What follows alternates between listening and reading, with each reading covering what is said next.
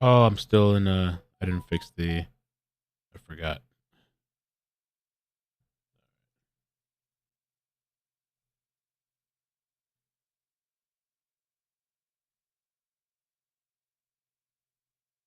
Facebook. What's up, everybody? Welcome to the live stream. There's supposed to be, I think, a presser going on in about 20 minutes. Just give me a second to set up all the little streams that we got going on. And what I am gonna do in the meantime, I'm gonna play the video I just posted a little bit ago for a recap, and also we're gonna look at some of the articles that have video clips on it as well. Let me start with just this for people that haven't heard of this story or maybe missed the live stream. And if you could hit like, I'd appreciate that. And maybe we'll do calls too. I don't know. We'll see. So scared, and we miss her so much, and we love her so much. And Kylie, we love you. And if you see this, please. So the presser is like, I think in 15 minutes. I'm assuming they're gonna live stream. I'm hoping they are. They should be doing a live stream, I'm thinking. So we're just gonna chill until the presser starts. Please just come home. I want nothing more than to hug you. And if anybody else out there, if you know where she is, if you know anything about where she might be, if you have any ideas or thoughts, please come forward and share them. And we're not looking to like bust anybody else or get anybody in trouble. We just want to see our daughter home. Hey, what's up, it's iCkEdMeL. Welcome back to the channel, and we're gonna be talking about this missing 16-year-old Kiely Rodni from Truckee, California. She went missing August 6th. There was a party going on near this Prosser Family Campground, and the area where the party was going on is called the Sanctuary, and it's known for like high school kids going there and like drinking, partying, taking substances. Local young people call this open area near the Prosser Family Campground the Sanctuary. It's a common place for parties. And this party was supposedly a farewell celebration, according to the mother, from several high schools in different communities like North Lake Tahoe, Reno, Truckee, Sparks, Auburn. And the numbers that I saw first about how many kids were at this party was like between 100 and 150, but that number has gone up, and they're saying about 200 to 250 people attended that party. Who last spoke to or saw Kiely that's confirmed? Well, I saw an article from Fox 32 that said at 12:15, Kiely had texted her mother saying that she was on her way home. And I also saw a news clip from the mother stating that when Kiely was leaving, she had told her to, like, when you get home, wake me up in the morning. She was reported missing Saturday morning after she didn't come home from a party. I asked her to wake me up when she got home, like she always does, and she said, okay, and thanks, Mama, love you. And that's the last I ever heard from her. Another person, and we're going to take a look at some more video clips from the friend from different news stations, where she was talking about, you know, that they were both drinking. I think she even said that they both drank out of the same thing, I think. I believe that as of now, her best friend said she wasn't able to drive. And I even have a story for that, because I spoke to a couple people, and I saw some of the comments where people were like, why would somebody let their friend that you know is intoxicated just leave them or whatever? I don't know, but I've had friends do that to me too. I have a crazy ass story, somewhat crazy. I'm probably going to do a members video for that. Yeah, but I think it's the friends that her friend Samantha has been organizing the search. This might be one of the last confirmed people that she spoke to that we know of, is a friend named Samantha Smith. Sammy Smith, one of Kylie's good friends, is organizing crews of community members who are looking for the teen across the Tahoe region. And this call took place around 12:36 a.m. This friend was actually there at the party with her as well, and they both spoke on the phone saying, I love you, good night, and get home safe. So this is where everybody's hanging out. Kylie and I were meeting up right here a lot. Young people call this open area the Sanctuary. Amazing. Sammy said. Oh, okay, hold on. So they're getting the press conference set up right now. So this is what we're gonna do. It hasn't started yet. Let me see. Hold on 1 second. I think what we're gonna do while we wait.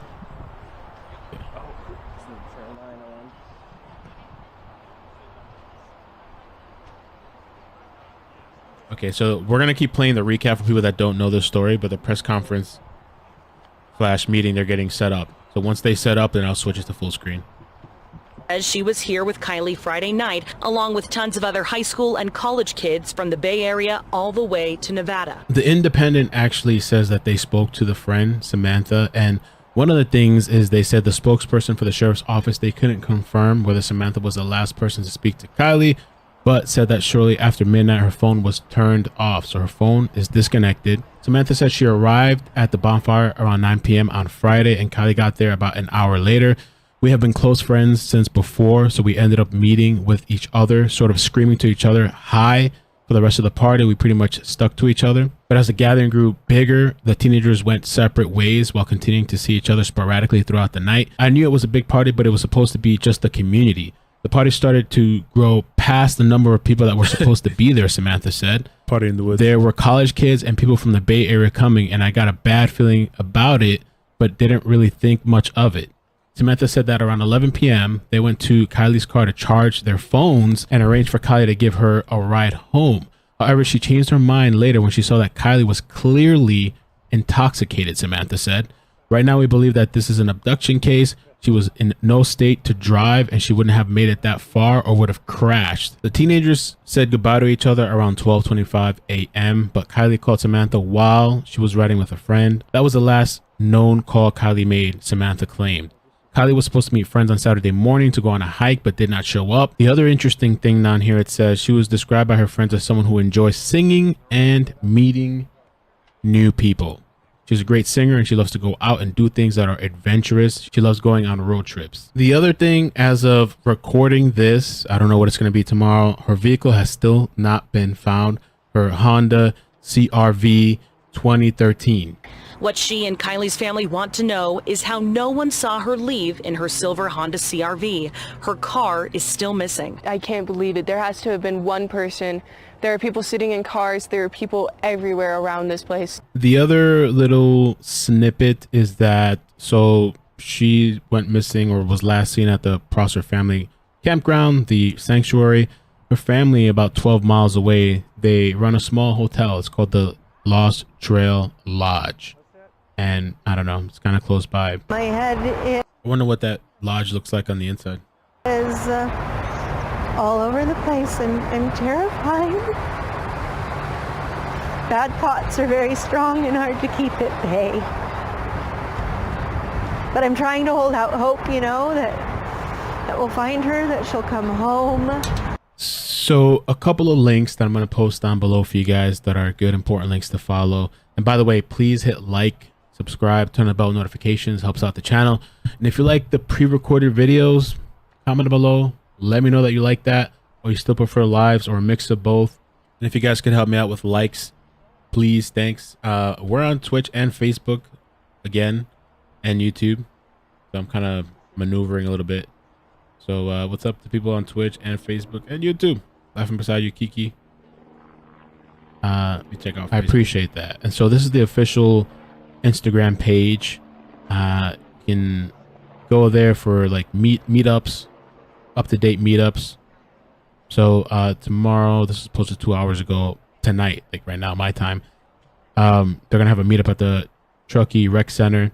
So if you're looking for updates like that, Instagram's a good place to go.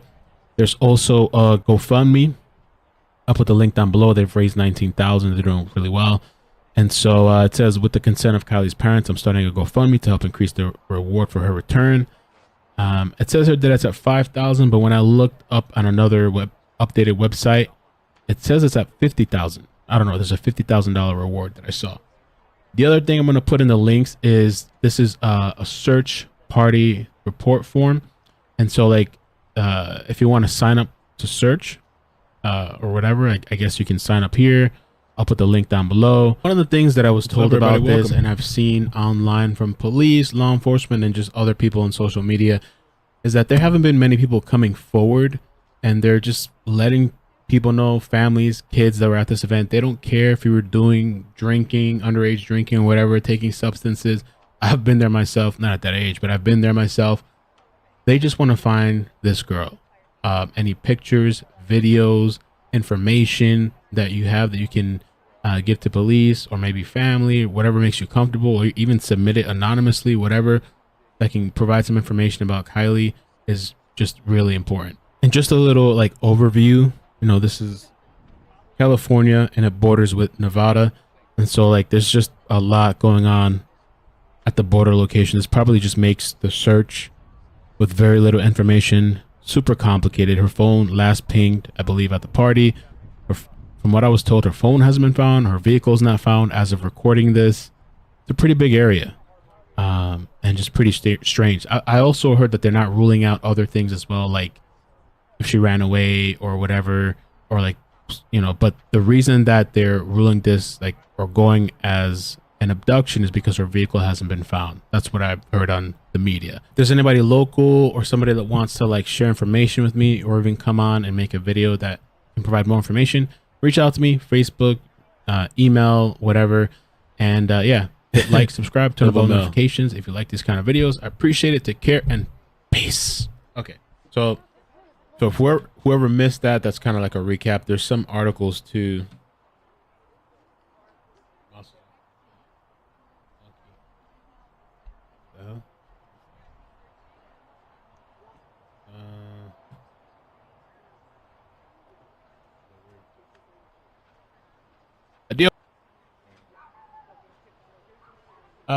Okay.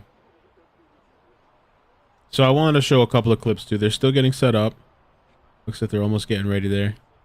I'm curious to see what they're gonna have to say. FBI is supposedly involved as well now. The search for a missing 16-year-old California girl who vanished after going to a campground party this weekend. Police say she may have been kidnapped. Kanan Whitworth has the story. This morning, the urgent investigation and desperate search for a missing 16-year-old girl. Law enforcement scouring the area Monday after Kiely Rodni disappeared from this campground in Northern California near Lake Tahoe. We have no plans to leave any stone unturned until we get Kiely home. The sheriff's department currently treating the case as a potential abduction.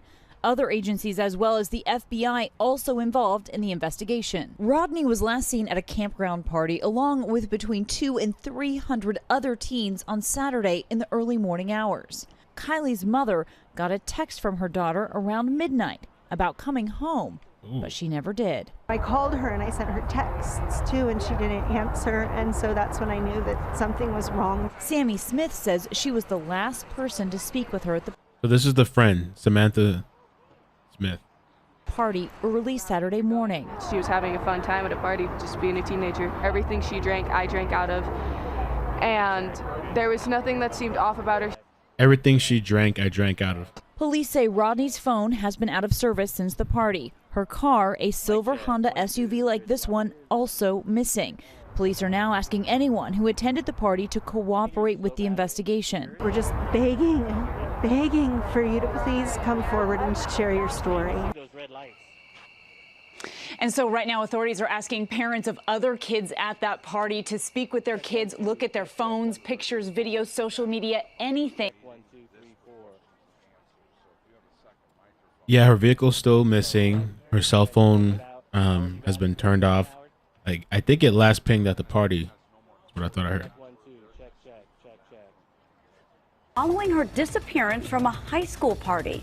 Good evening, everyone. Thanks for joining us. I'm Marley Ginter. And I'm Steve Lars. The teenager is from Truckee and was last seen Friday at a senior farewell night.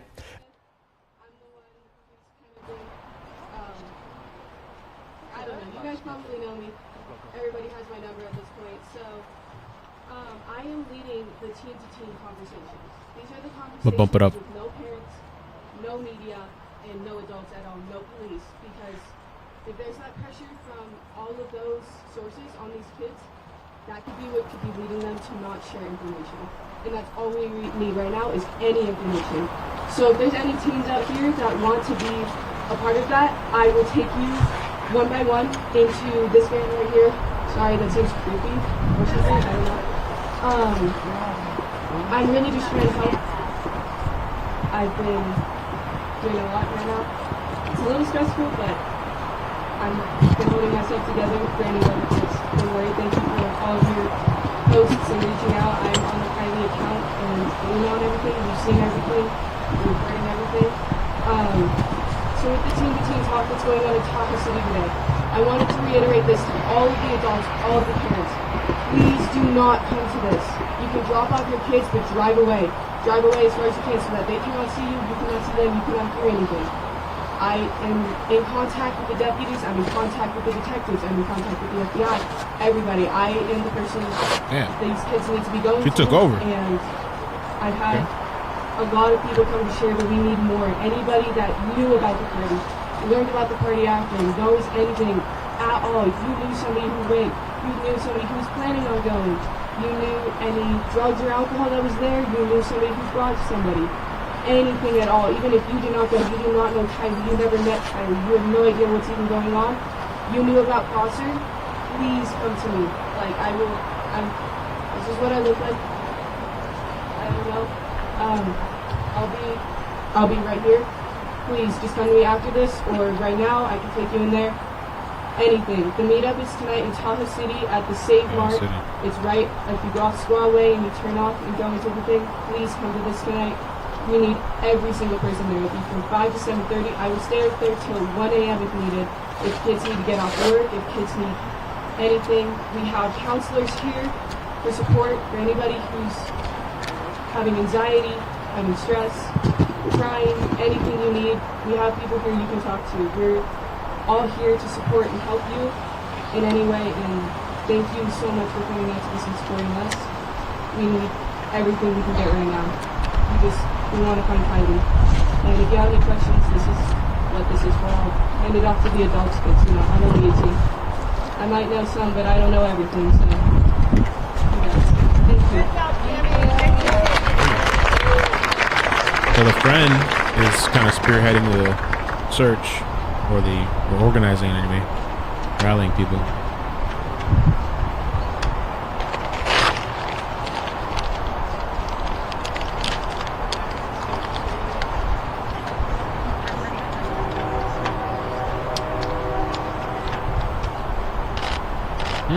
Allison. Oh, good.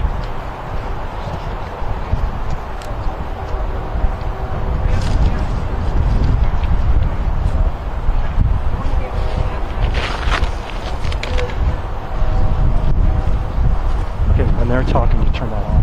Exactly. Yeah, if they come up here, I'm going to turn this mic off. Cassie, can we allow the media to move forward since this is the only microphone that you're going to be using? They're trying to come this way, but if not, you guys can move forward up because that's the only mic they have. However you want. You guys get it, like, please. I'd appreciate it. It helps out the stream. Did you guys get a notification on YouTube that I was live? I'm not talking about Discord notifications. I'm talking about like a thing that popped up on your phone or whatever, you know? Well, not like you were scrolling on YouTube and you just saw me. Mic cord to get that mic cord this direction. That's all they have. So if anybody's got XLR, drop 25 or 30, 50 feet on it and bring them over. Or move forward towards Gotta get those likers, man. I don't know what's up with people on YouTube. Nobody's 800 people. Is it 800 people? 200 likes? Move forward. Yes. Yeah, come on. Jesus. I don't want to do that. Too much effort.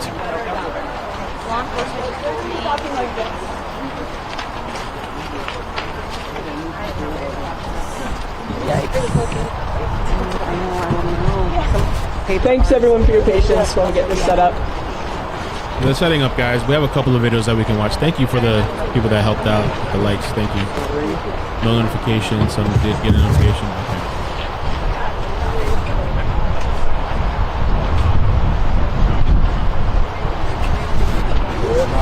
I'm gonna just fix the volume as it adjusts. Maybe we'll give it a hit better.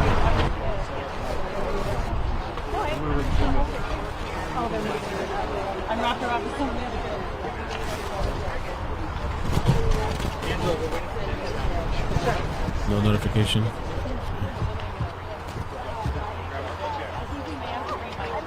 I'm here for the vibes. The vibes. Outdoor party. I never partied in the woods. You guys in the chat tell me, you ever been to a woods party?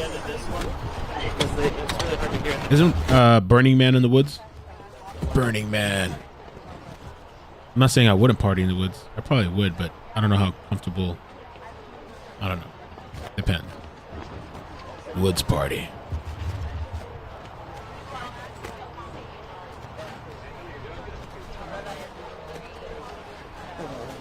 Okay, man, I want some official updates. Sure, mic check, 1 2 Hey! 1 2. Mic check, 1 2 1 2.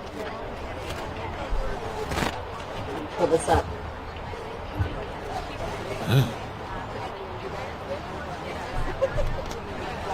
Burning Man. Went to a rave in the woods, was awesome. I don't know how it would be rolling in the woods though. Is that fun? Could it be fun? Oh, that's a desert? Burning Man's a desert? Oh, my bad. Cancel. Same shit. No, I'm just kidding. Desert. Damn. Thank you for sharing, Karina.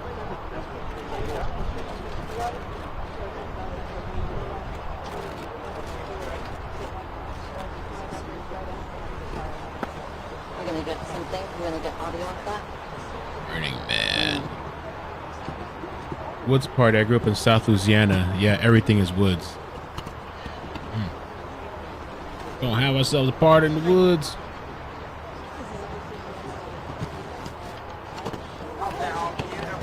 There might just hold on. Hold on. Hold on. Hey guys, everything just kind of dangled there, so you're not.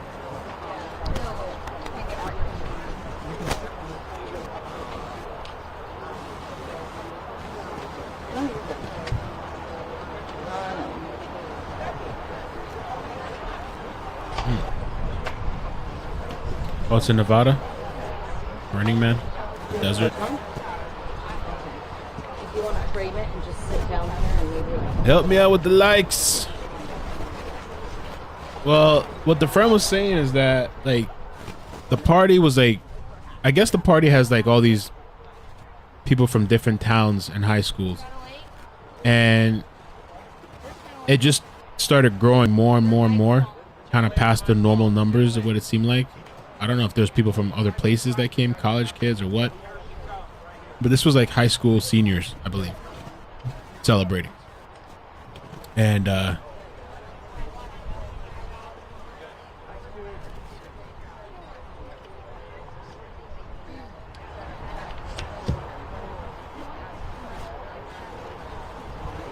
but the friend was gonna get a ride from Kiely, but she was like, "Nah, she's too messed up or whatever. She's too turned up," so she left her. What's going on Facebook? How you guys doing on Facebook? Can you guys give me some likes, please? Good afternoon. we My go. name is Angela Musalam. I'm the Public Information Officer for the Placer County Sheriff's Office. We're here today to provide an update on 16-year-old Kiely Rodni. Because this is an active investigation, we'll only be providing information on a certain set information and facts. We realize there will be more questions, but we're pleased directing anybody to contact our Unified Command Center through our tip line, and we will help answer those questions as best we can. Now, for the operational and investigative side of the investigation into Kiely Rodni, I'd first like to introduce Placer County Sheriff's Detective Sergeant Scott Alford. First of all, thank you everybody for coming out. This is an amazing community. We appreciate the support for the family. We appreciate everybody's concern. Just to let you know, from the investigation side, on the missing persons investigation, we are working with local, state, and federal agencies. We're using every tactic we can to try to get any information that might help further our investigation. In any tip that comes in, we're taking all the tips from the tip line, from any means, whether it's emailed, called in, through the conversations with kids that we met with here at the community center. Those are all being chronologically put into our tip spreadsheet, and we're addressing those, prioritizing them, and we're taking a look at every single one. So no, we don't. If you think you have information and you don't know if it's relevant, we want it. We want any information because we will follow up on any and every lead that we can. Obviously, we have to prioritize them so that we can focus our resources. And so those who had firsthand contact with Kiely, who interacted with her near the time that she was last seen. Those take priority. But we're looking at, video that people are sending in, anything. We're looking at timestamps so we can create the best timeline possible, take all that information, and we're committing all the resources we can to follow up.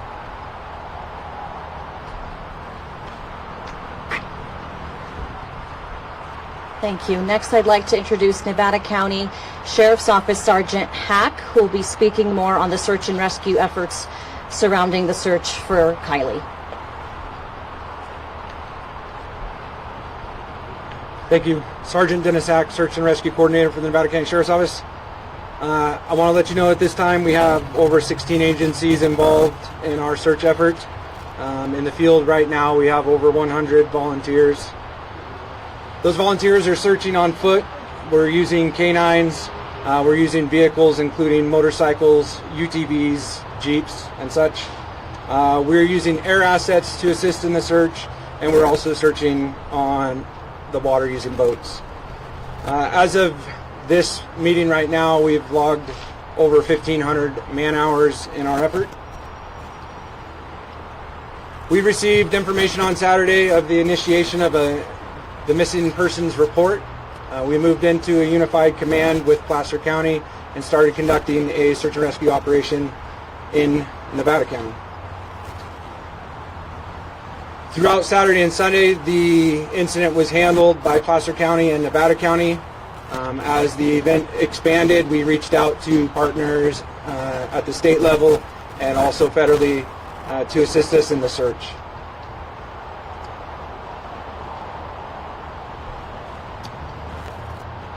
Search and rescue operates off of the information that we have available to us. The way that we develop that information and design our search areas and our objectives is based off of the clues that we receive from the field while we're searching.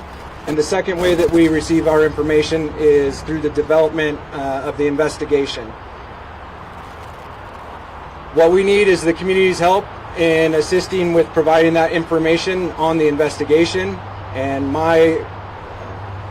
what I would encourage you to do is, if you have that information, we need the information from the community. We need you to take advantage of that tip line and provide us with additional information.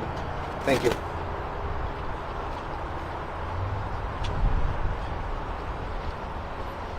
And now we're going to have a brief comment from the FBI. I'd like to introduce Supervisory FBI. Senior Resident Agent Forrestel.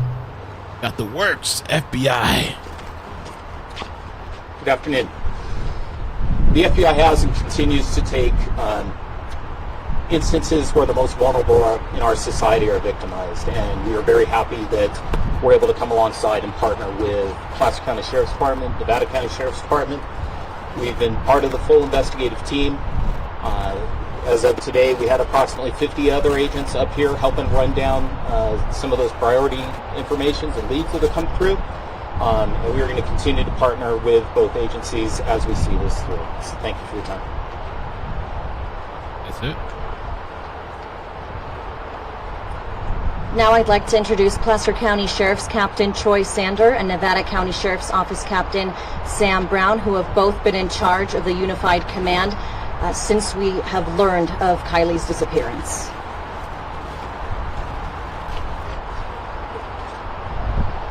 Good afternoon, everybody. Sam Brown. I'm a captain with the Nevada County Sheriff's Office. First off, I really just want to say thank you for the partnership that we've had in our Unified Command. Placer County is always a great partner and helps us out quite a bit and is able to help us expand in the abilities of what we can do in a situation like this. I mean, there's so many agencies to list realistically, but Truckee Police Department, CHP, the FBI, I mean, the list goes on, and we have a lot of people that are here giving support and folks in the field. Between our 100 or 150-ish law enforcement officials, we have about 100 searchers in the field and people such as yourselves that are coming out and providing all the community support. That's really what's going to be needed to help to hopefully find some clues or some solutions on where we're at and how do we move forward. I think the biggest message I can say is that we're leaving no stone unturned. We're really working as hard as we possibly can.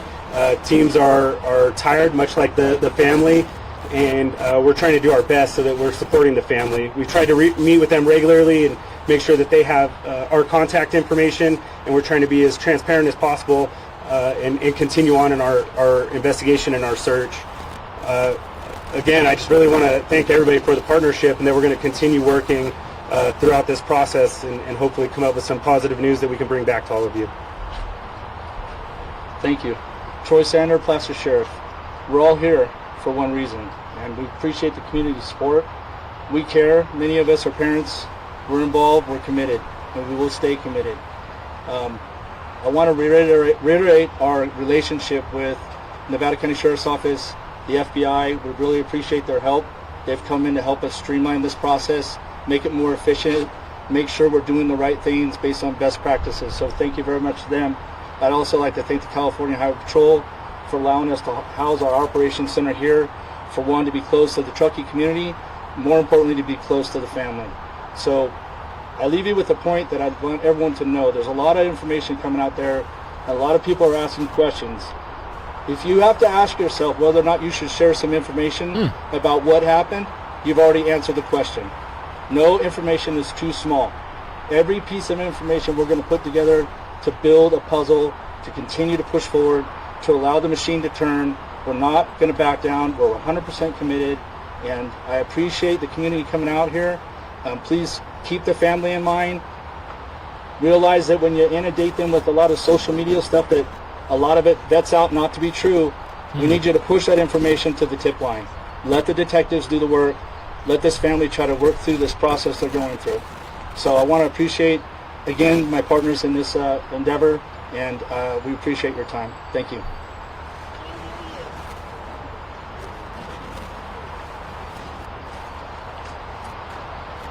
Phoebe Bell with the Department of Behavioral Health will now be providing a brief comment about how her department is supporting Kiely's family and the community at large. Hi y'all, Phoebe Bell. I'm the Behavioral Health Director for Nevada County, but also a Truckee resident for 30 years, and I've raised my children here too, and I am wanting to acknowledge right now how painful and hard this time is for everybody. Every single person here is here because you care about our community, about this family, about this young person, about all our young people. And in that vein, I really want to encourage us all to model for ourselves and each other how to best care for ourselves during this hard time. Please talk about how you're feeling. Acknowledge that you might be having a hard time sleeping, or that it's bringing up a lot of fear and anxiety for you. Reach out for help. We have a team of therapists here. They have orange lanyards around their neck. They're over there. They're here to talk to you and support you.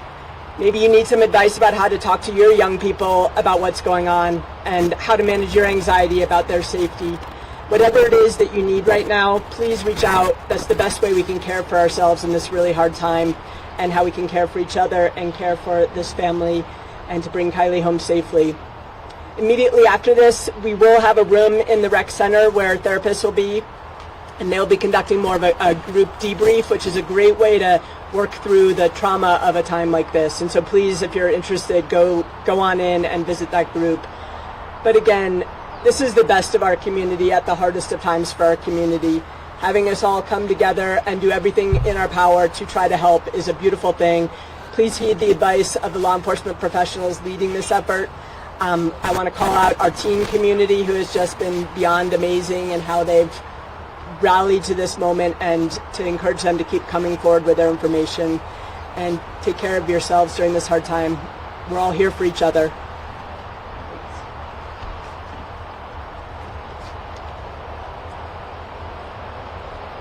We'll continue sending out any updates as we get them. We plan to send out any potential updates and additional information tomorrow morning in a press release.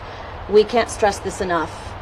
Out of the 200 to 300 juveniles and young adults who were at that party at the Prosser Campground Friday evening, somebody knows something about Kiely. We are please urging and pleading with the community to please come forward. You will remain anonymous. Please contact us through our tip line. That number is 530-581-6320, option 7. Any bit of information can help lead us to Kiely so we can bring her home safely to her family. The two captains and the FBI will be available for any questions, should you have any. Angela, how many tips at this point have you received? I know as the update yesterday it was more than 100. Shit, right? Update on that? We still have over 100 tips that our detectives are working through. They're exhausting every single tip and lead. Unfortunately, we still cannot locate Kiely or her vehicle. That's why we're urging anybody who was at that party that evening to please come forward.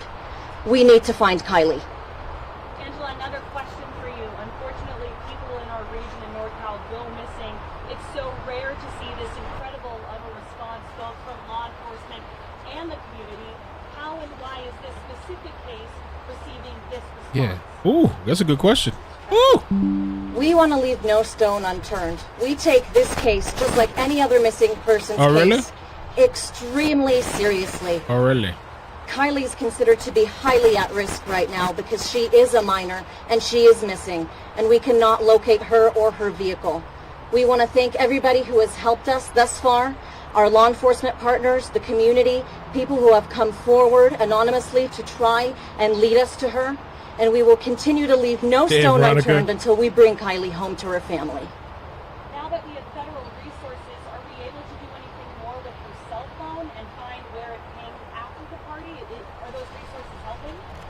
Those details are under investigation. Unfortunately, I cannot discuss them, but please be rest assured, our detectives are doing everything in their power to try and locate Kiely. Can I ask why? Sure. I'll speak to that last question a little bit. So we are working with the FBI. Right now, the last information we have from cellular data is the 6th at 33 minutes after midnight. All of the tips, and we have over 200 now that we're working, and we're getting a lot of tips that are duplicates, so that's why it's important it comes in through the tip line so we don't have people duplicating resources. But we are looking at all that information. We're having multiple different departments look at that information with different resources, but nothing has expanded beyond that timeline at this point. Can you talk a little bit more about in your investigation, when people post things on social media that may not be true, how that's impacting your investigation, family? There was a lot of rumors too on Facebook. Yeah, this is a vehicle was found. Again, on Facebook. We will prioritize those tips. If something comes in and it seems like a high priority, we're going to throw resources at it. We'll divert resources to address that, to check the veracity of it, and if it ends up being a false tip, I don't want to say that to discourage people from bringing information in. We don't want you necessarily to have to weigh the veracity of the tips. If you have information you think is pertinent, send it to us. We have a lot of people that are just focused on gathering, organizing, triaging, and disseminating resources. So allow us to deal with those tips. We've been out to the campsite a few times, and the campers said that they saw you guys yesterday morning, today, earlier in the morning. What areas are you guys concentrating on today? So a lot of this is going to be focused at the search and rescue effort. This is a multifaceted investigation, but so we are working in conjunction with them. But we do also have detectives working with search and rescue. Obviously, the last location known, our search expands from there. And then if we get a tip about another location, we will divert resources and work that to exhaustion. But primarily, we're looking at the last known location. We're expanding beyond there. We're starting with, vehicles, OHVs that are using all those resources, down to, foot patrols, aircraft. I mean, every resource that we can utilize, we are. And there are no surveillance cameras in that campground, are there? No. And we are accepting video from people who are involved, so that's coming into a single source so that team can evaluate it, look through the video, surveillance video from other areas. We did actually have some surveillance video from the store at 6 o'clock the day before that showed Kiely, and so we have that information. But again, it doesn't expand our timeline. It doesn't really tell us anything that we didn't know, but still, it's great. It confirms a timeline that we already had. What did they say? 6? No, we've been working with the state. Currently, an Amber Alert has not been sent out, but we have utilized a lot of other resources that are even wider reaching than the Amber Alert system. And so we're working with multiple agencies. We've sent bulletins out to local law enforcement agencies, nationwide resources, And if the criteria is met, if we get a tip that points us in that direction that will meet that criteria, we're going to continue to work with the state. If that becomes appropriate, then we will utilize that resource as well. Is that the same in terms of borders being closed off, cars being checked? All those resources to be able to recognize her or her vehicle at borders or any sort of location where we can track people and vehicles, those resources are all being utilized. What kind of criteria would you need for an Amber Alert? That seems like really important even at this stage of investigation. I don't want to speak to the exact criteria of the Amber Alert, but we're looking at the Amber Alert is a system for notification with suspected child abduction. Right now, we don't have any evidence that supports an abduction. Like we said, we're not ruling anything out, and that's why we're kind of pulling out all the stops. If this was a hiker and they were known to be in an area, that would be a search and rescue effort because we're searching a very specific area. Because we don't know, we just have that timeline, we're considering everything. So you're not officially saying that this is an approach? No, but we're not ruling that or any other. They've been saying that the whole time. We have the same fears and concerns that game at a store. The community and the family have, so we won't rule any possibility out. So at this point, are you still investigating this as an abduction? Is that terminology correct? No, it doesn't. The terminology is that we're just investigating this. This is a missing persons case. This is a search and rescue effort. We are investigating using every resource under the umbrella of resources that we have access to. So what we title it is kind of irrelevant. We're doing everything we can. You have hundreds of teenagers here right now who may be nervous to go talk to someone like you because of drinking and partying and having fun. Hearing from you, what is your message for the crowd? If there's someone who knows something, there's a fear about their future, getting into college, things like that. What's your message? So when we spoke to a large group of the kids here at the community center, we made it clear, anonymously. If you've heard information from a friend and that friend doesn't want to come forward, please come forward on behalf of your friend and tell us that information. So we are not investigating you. We are partnering with you to receive any information to help find Kiely. We're only taking 2 more questions at this time. Ooh, cutting it. Unfortunately, the search is still underway, and we don't want to compromise any part of the investigation, so we can't discuss that. Absolutely. They've been searched on the ground and aerially from the air. How difficult is it being so close to the border with Nevada and Prosser County? That each agency works really well together because search and rescue is done in winter or that stuff. But how difficult is it just being able to cross that border or finding resources to partner with such dense areas around the area? Do you guys want to answer that?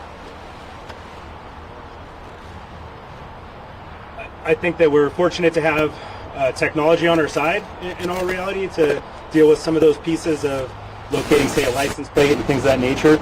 But in relation to Prosser and Nevada County, it's been pretty fluid and things have been going pretty well on that end. As far as crossing state lines and things of that nature, it can be more like in a geographical border. We put everything in place that we can for location of the vehicle, and if there's something where somebody knows where she's at or has information, that's what we're needing to put something together. And our hope is that we'll get some sort of piece of information from doing stuff like this and people in the community that really care and want to have some help in solving this. I'm going to show you guys something interesting, too, after the presser. We'd like to wrap up the press conference now. Why? We'd like to get our first responders out to continue the search for Kiely, as that remains our top priority. Both captains will be available for any additional questions. You can come up to them and speak to them if you'd like. Thank you. Well, she cut it. No more questions. Sometimes the questions is my favorite part. They just cut it. I mean, I know eventually they gotta cut it, but like they didn't really get to ask much. So for the people that are just joining or don't know the story, you can either this is a missing girl, 16 years old, went missing at this party in the woods. Now, in the description, I put the link to the shorter version of the story. I posted it earlier today, so it's like 8 minutes long. If you want the short version, you can click the link, or you can rewind the stream to the beginning if you want a full recap. But there's a couple of clips that we can watch. We can take some calls too. There's also this interesting article that I just found from the Daily News. For just 1 minute. Thank you so much. If you are interested in praying for Kiely and her safe return, I am RGC header, and I would love to form a circle here, a big, large prayer circle for Kiely, family members, for all of you, right here, and it won't take very much of your time, but it is so very important. Prayer is powerful. So if you could please gather around. Ooh, very over nice. here in front of this trailer, and then here's Sammy Smith to give you some information. Thank you. Hey, if I could have everybody's attention really quick, if we could keep it quiet, and everybody please listen to what I'm about to say. Listen up! Everybody please. So I am Sammy Smith. I'm in charge of the teen to teen talks.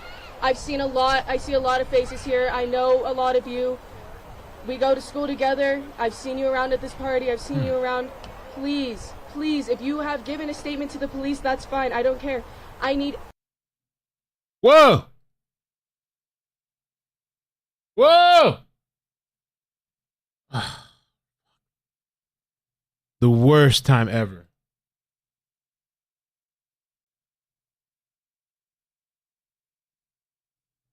Oh my God, what happened, bro?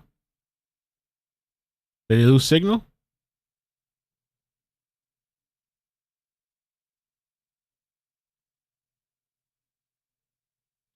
Is there any other backup stream? Jazz, thank you for the updated thumbnail. Amazing. No, what happened? Yeah, she's taking charge, man. I mean, maybe that's a good thing, right? It's a good thing. But so while we wait, because I don't know what the hell happened, and if anybody has another stream source, are they streaming this somewhere else? If you could send me a link, and if you send me a link, let me know where you're sending it, because I have like 30 tabs open. But then she said some of them were at the party. So there's people from the party they're searching too, I guess.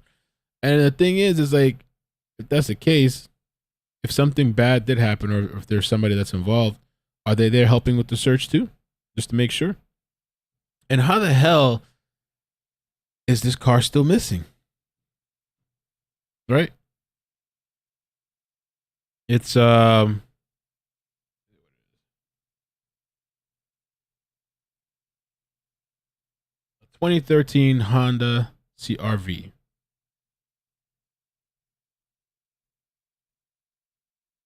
YUR127.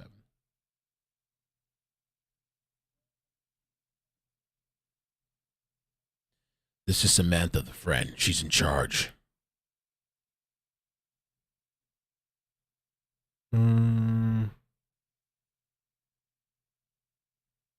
Okay.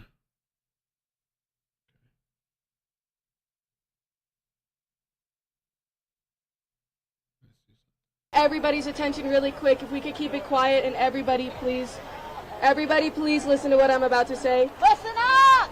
Everybody please. So I am Sammy Smith. I'm in charge of the teen to teen talks. I see a lot of faces here. I know a lot of you. We go to school together. I've seen you around at this party. I've seen you around. Please, if you have given a statement to the police, that's fine. I don't care. I need... Yeah, it looks like the feed is gone. It's gone, bro. I gotta update the bot to block this new bot. Sucks bot. You said refresh? I don't think refresh is working. I think their connection just dropped. We go to school together. I've seen you around at this party. I've seen you around. Please, if you have given a statement to the police, that's fine. I don't care. Yeah, it's just stuck. Yeah. Something, I guess with their connection, something dropped. Dang, man. It's so important and so crucial to have that information. Ugh. That's so unfortunate.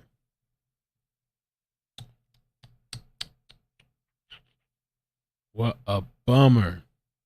Okay. Well. Somebody said, I wonder if the car is underwater and she's in the car. I've seen a lot of people think that as well, maybe, especially that she was intoxicated.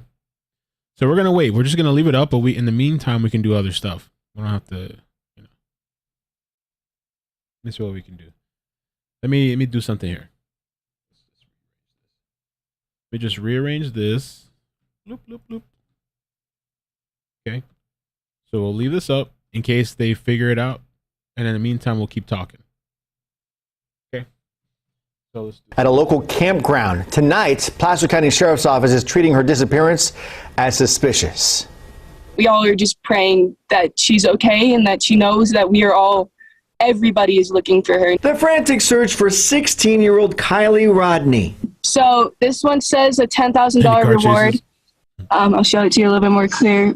Her friend Sammy Smith is the last person to talk to her at a senior farewell party at Prosser Reservoir Campground. We were both at the party together. We were going around together. We were like a little pair. Everybody kind of saw us together.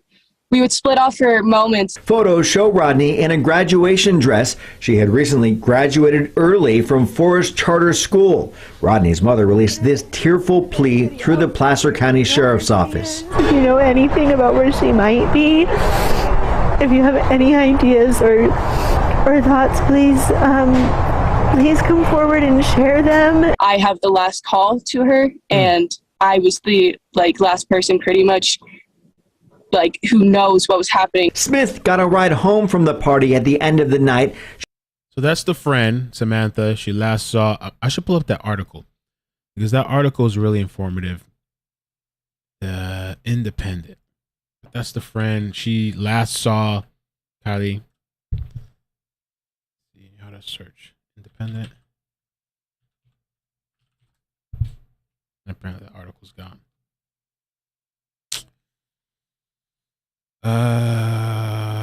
Okay, hold on.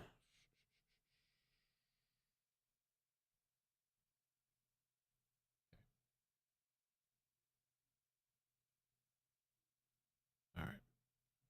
Thank God for OneNote. So, okay, the friend, Samantha Smith, 18 years old, she told Independent that she was the last person to see Kiely, 16-year-old, after midnight on Saturday. At 12:36 a.m., she called me, and this is the last call anybody had with her. We said, love you, good night, get home safe, and that's the last thing we heard of her, Samantha said on Monday. Supposedly 100 teenagers, but now we're hearing 200, 250, maybe even more. Samantha says she arrived at a bonfire party at around 9 p.m. on Friday, and Kiely got there 1 hour later. We have been close friends since before, so we ended up meeting up with each other, sort of screaming hi to each other. For the rest of the party, we pretty much stuck to each other. I thought it was kind of weird, too, when she said we drank, or I drank everything she drank, or how does that work? I guess, what are they saying? I don't know. Did they share drinks, or she's just saying, wherever Kiely got a drink, she got the same drink from that area? Might have to play that clip again. And so it says, but as the gathering grew bigger, the teenagers went separate ways while continuing to see each other sporadically throughout the party, which I've been to back in my day when I was partying all the time. That happened to me all the time, either voluntarily because I just like to separate and go do my own thing and meet a bunch of different people, random people. I'd always leave the group that I was with. Or sometimes things just gets crazy. You just get separated.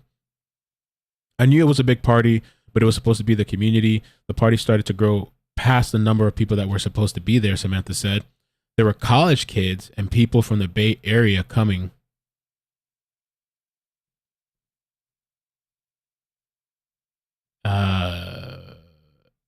And I got a bad feeling about it, but didn't really think much of it. Samantha said around 11 p.m., they went to Kiely's car to charge their cell phones and arranged for Kiely to give her a ride home. However, she changed her mind later when she saw that Kiely was clearly intoxicated, Samantha said. Right now, we believe it is an abduction case. She was in no state to drive, and she wouldn't have made it far or would have crashed. That's bad. So, let me read that again. Kiely was clearly intoxicated. Right now, we believe it is an abduction case. So, that's what they've been saying the entire time. And the only reason from the news articles that I saw is because her car is missing. That's why they said it. They believe it's an abduction case. But now I feel like with this presser, they're kind of telling us a little bit different, where they're just saying it's open for whatever. It's whatever. It can be anything. They're keeping, So it says she was in no state to drive, and she wouldn't have made it far or would have crashed. That's pretty like. The thing with that, like I said, I'm gonna tell a story of mine on the members area. I'm saving it for the members area because I don't really post much on there often, and I need to make content for there. But that must be a pretty bad state to be in. She wouldn't have made it far or would have crashed. To say that, like, this person would have crashed, I don't know. The teenagers said goodbye to each other around 12:25 a.m., but Kiely called Samantha while she was riding home with a friend. This part here kind of confused me too when I was reading this. I'm assuming Samantha was riding home with a friend. I guess that's what they meant. That was the last call Kiely made, Samantha claimed. She didn't show up for a hike. She was supposed to go on a hike Saturday morning. And, yeah.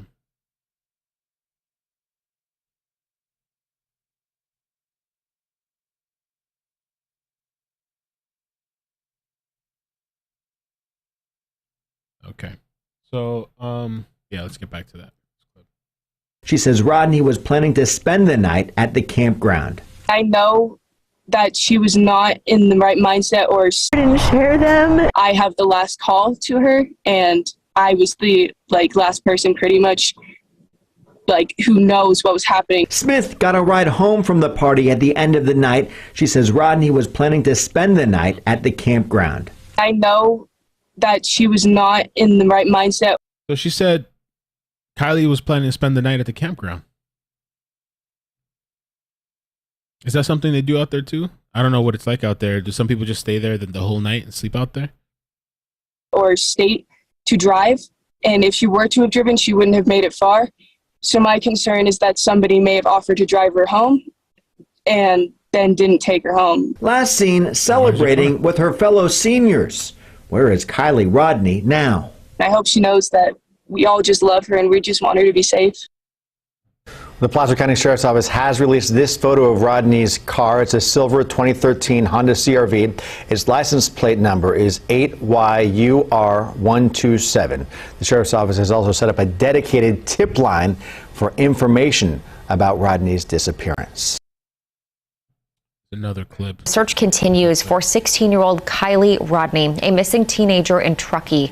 Volunteers are expected to meet at the Truckee Community Center in just a few hours before starting another search. Her family is asking for more help tracking her down. Please, Yeah, if you have given a statement to the police, that's really fine. unfortunate. I don't care. That happened. Yeah, that's all right. New pictures and video show the party Rodney was last seen at up at Prosser Lake Friday night. The Placer County Sheriff's Office is investigating the teen's disappearance as a possible abduction since her car has still not been found. Campground. I just want my daughter home. I just want my daughter home.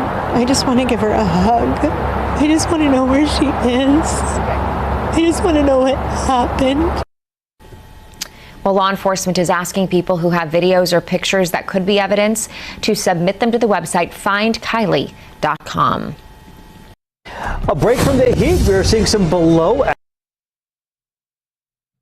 see. Okay. So I guess if we can't, then at least I can take it back to what was that timeline thing they talked about? Can we listen to that? Did they add something to the timeline? She was seen where, at a store or something? The community, people who have come. Working with the FBI, writing, organizing, triaging, and disseminating resources. So allow us to deal with those tips. We've been out to the campsite a few times, and the campers said that they saw you guys yesterday morning, today, earlier in the morning. What areas are you guys concentrating on today? So a lot of this is going to be focused at the search and rescue effort. This is do also our work that we're expanding down to the yard. And there are no surveillance cameras in that campground, are there? No, And we are accepting video from people who are involved, so that's coming into a single source so that team can evaluate it, look through the video, surveillance video from other areas. We did actually have some surveillance video from the store at 6 o'clock the day before that showed Kiely, and so we have that information. But again, it doesn't expand our timeline. It doesn't really tell us anything that we didn't know, but still, it's great. It confirms a timeline that we already had. Okay, so the day before. Check Ashley's. I just checked. KCR has the rest of the press conference. KCRA. All right, let's check. Ashley, can you send me a link, or somebody send me a link? Because now then I have to start searching. It's kind of like, unless I get it right away, then I have to start searching while streaming. Let me see. Okay, I think this is it. I think I might have found it. Thank you, Ashley. Appreciate that. Let's see if it's the whole thing. KCRA.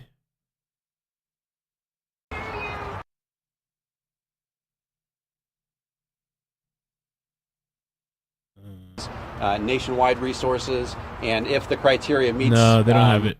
And speak to them if you'd like. Thank you. So what happened?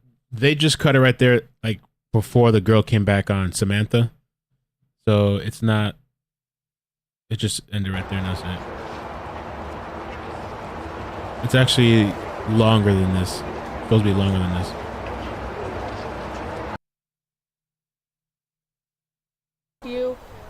We go to school together. I've seen you around at this party. Yeah. All right. Well, the search continues this afternoon for a missing teenager in Truckee. New pictures and video from the party where 16-year-old Kiely Rodni was nice. Last seen on Friday night. That was at Prosser Lake. Volunteers met at the Truckee Community Center this morning before starting another round of searches. Her mother, Rodney's mother, was emotional talking about her daughter's disappearance. I just want my daughter home. I just want my daughter home. I just want to give her a hug. I just want to know where she is. I just want to know what happened.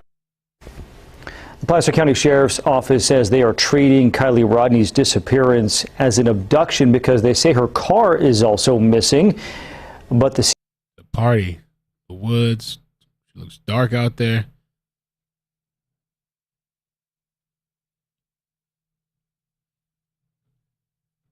CHP has not issued an Amber Alert because they say the case has not met the criteria for known abductions. Looks like some ritual shit out there. What the fuck is that? Kids these days. Projects like a light rail, it doesn't. And that was pretty much it. This is the Prosser Family Campground. I don't know exactly where the sanctuary is from here. It's supposed to be right next to it, I guess. But it's a pretty big area. Oh, there's another article too I meant to show you guys. Let me show you. Let me show you. Prosser Family Campground. Exclusive. Police dive teams are working on theory that California teen Kiely may have accidentally driven into a 760-acre reservoir near campsite where she was last seen. Okay. All right. Where is this reservoir? Does anybody know where the reservoir they're talking about? Oh, right there. Okay. Is that what it is? Prosser Lake Reservoir.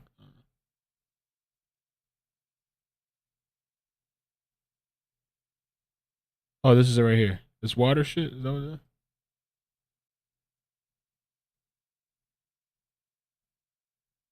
Could she have been messed up and driven into the water?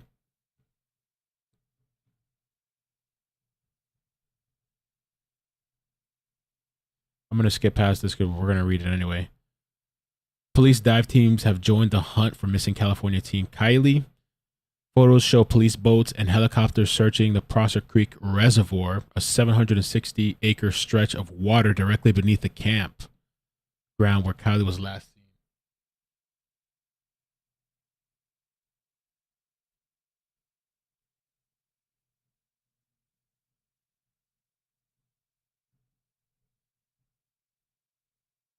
Place is huge. Oh, let me get this real quick too. Jeff, thank you for the members. Chad, thank you for being a member for 9 months. Keep up the good work, Mel. Thank you. And Texas Girl, thank you for becoming a member. Appreciate that. All right, let's keep going. Police have blocked access roads leading to the reservoir and are believed to be working on the theory that she accidentally drove her silver Honda SUV into the water, which reaches a depth of 73 feet at its maximum. A dive team from the Nevada County Sheriff's Office Department was also on site early Tuesday morning and was seen setting up in a spot next to the reservoir, southwest of the camping area and accessible by a dirt trail. She was last seen at the party. We know that. Friends said that Kiely had been drinking. We know that.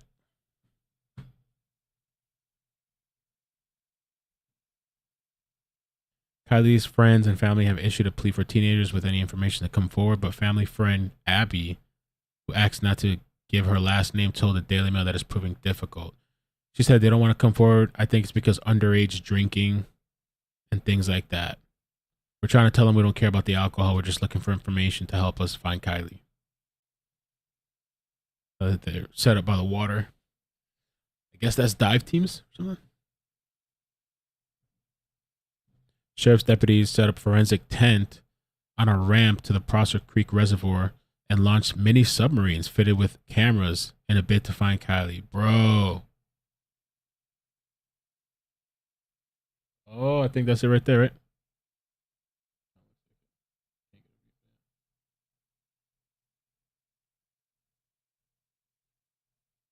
Okay. Placer County Sheriff's, the boats. Police dive teams have joined the search for Kiely. An exclusive Daily Mail photo show the boats searching for Prosser Creek Reservoir. Damn, bro.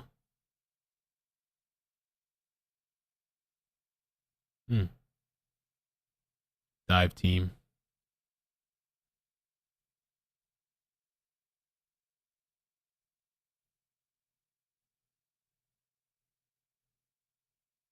Helicopters.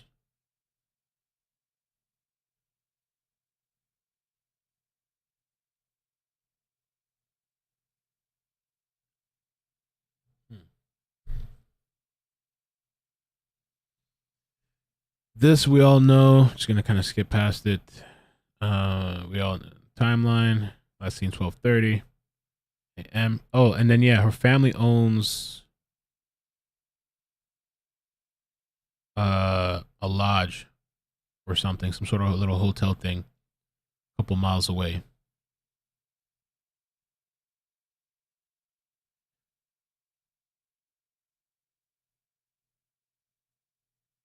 Okay, so the teenager sent her mother, Lindsay, a text message saying she planned to leave in 45 minutes at approximately 11:30 p.m. She had been due to meet friends at a local Starbucks at 9 a.m. ahead of a camping trip, but failed to show up, prompting her mother to sound the alarm.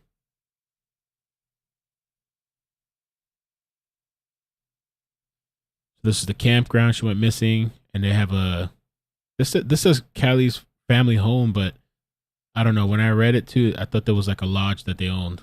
Unless they own it and live in there. Possibly. I don't know. 12 miles away.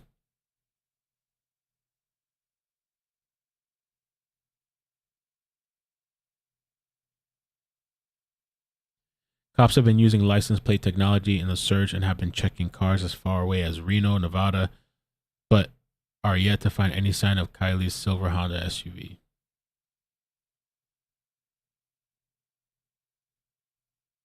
Her family's hotel. Yeah. iCkEdMeL, go to Facebook comments and have Megan call in. She knows Sam and has info. Okay. Let me open up the lines then. Let's see. Hold on. Call in studio. I'll drop the phone number there first if she wants to call in. We'll show.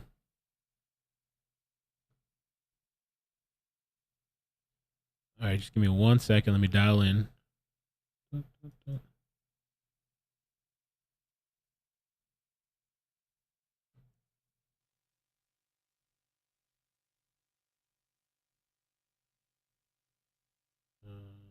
Thank you for calling Call-In Studios host and call screener line.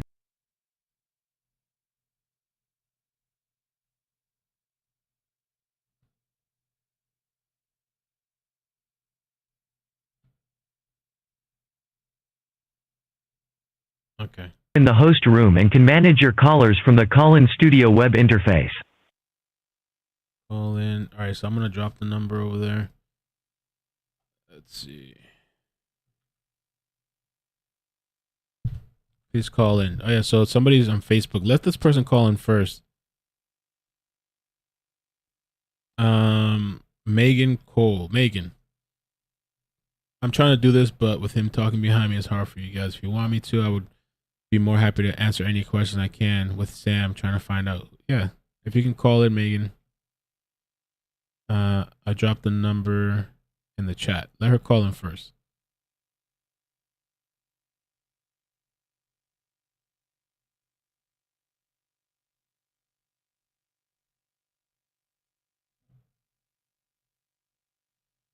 Sam trying to find out who the last person to see her.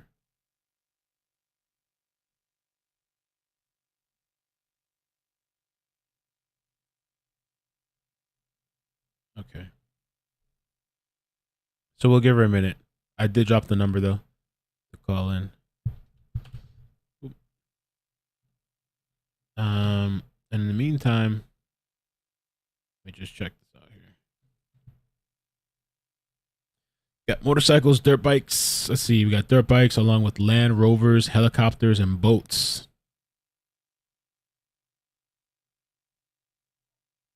Okay.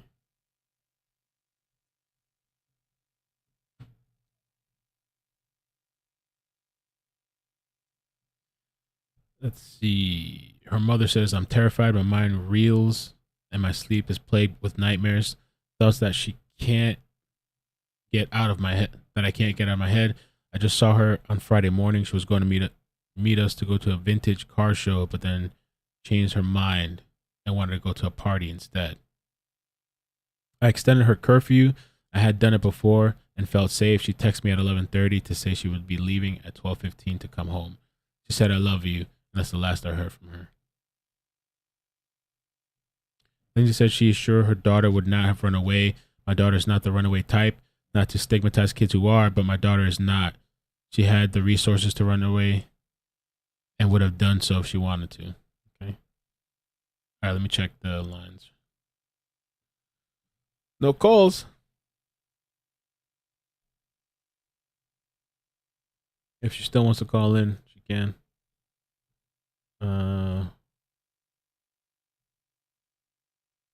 Yeah, just call from a regular phone. Unless you wanted to come on. I don't have the video set up, but you could if you wanted to. If you want to do StreamYard. But you can just call though.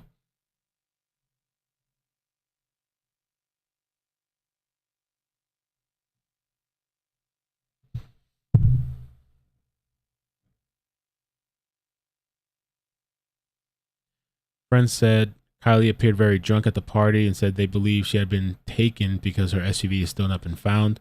Family friend Anna Larson, she wasn't in a state where she could have driven very far. She was inebriated. We did a thorough search of the woods where the party was, and now we're going to smaller towns. We believe she was taken. Nobody we know left with her. Nobody else is missing from the party. We don't know if it was someone who was attending the party or a predator. We also don't know if there's someone she planned to go and meet who we don't know about yet. It is a nightmare. Okay.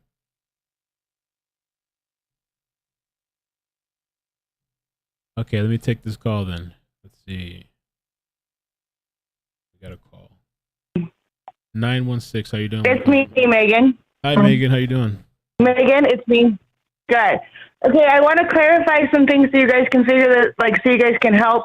I talked to Sam last night, late last night, and I went over a whole bunch of things. They were going back and forth the car during the party when they told them to do everything else. They went then back to the party. You're kind of breaking up. Can you stayed say there, and it's kind of breaking up a little bit. Okay, so Sam was at the party with Kiely. They were at the party. They were going back and forth to the car. They came back and they were going to go home. And Kiely said to Sam, "How much are you okay to drive?" Kiely said, "No, I'm not going to drive yet. I want to stay longer." So they went back to the party and stayed for a few minutes longer, like a half an hour. That's when Sam found a friend that was completely sober and drove home with that person.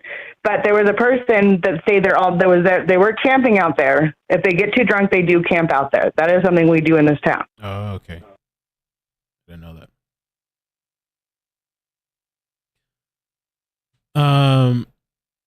Okay, appreciate that. Have you been out there searching with them as well, or are you local out there?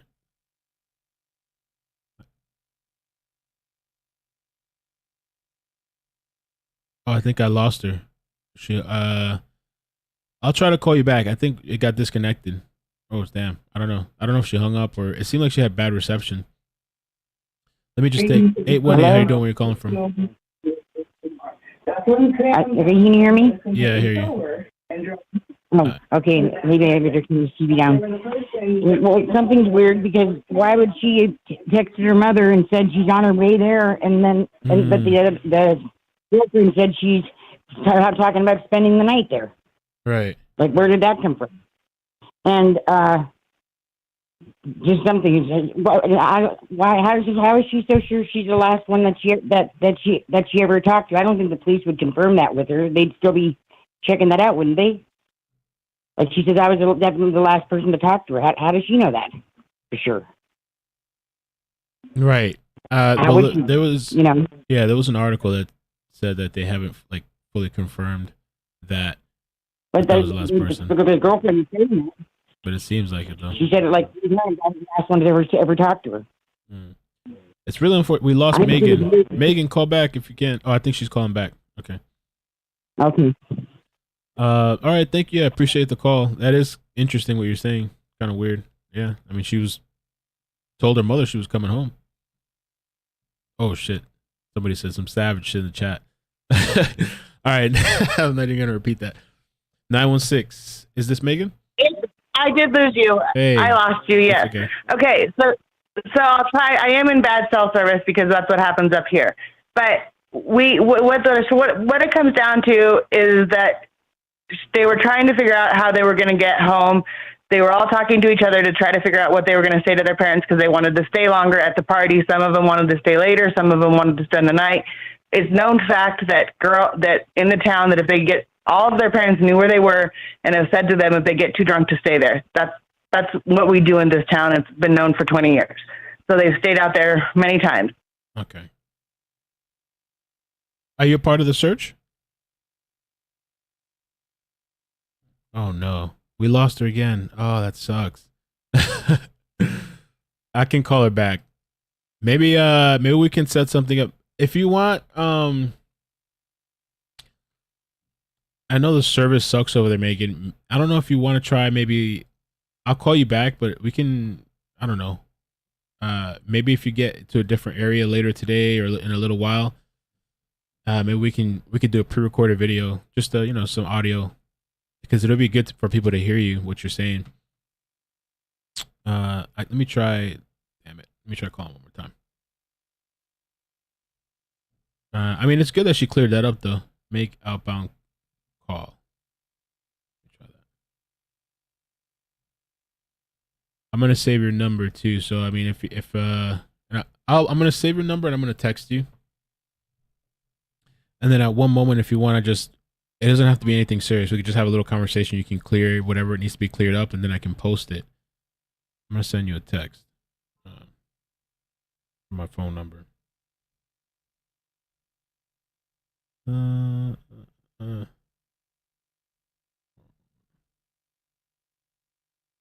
Okay. Hey, it's Mel.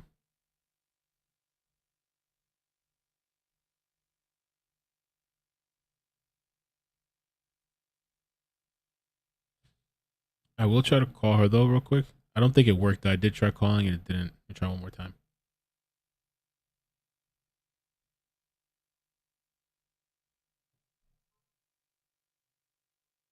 You're in the chat? Okay.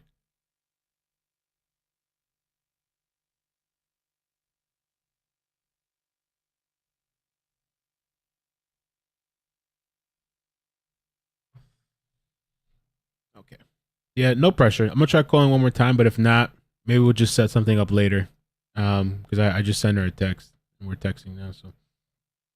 And thank you for calling and at least clearing that bit up. Let me see what the people are saying. The lines are still open too. If you guys want to call in, and so it's good to know too. Like, I guess the whole, her staying out there to sleep, if that's what happened, is not something that's like weird over there. Especially it's a campground, but like it's a known thing. Like, if you're too messed up, you drink too much, just stay out there. Better than driving. I mean, it's odd though because she had texted her mother that she was gonna come home, I guess, right? And she had spoken to Samantha.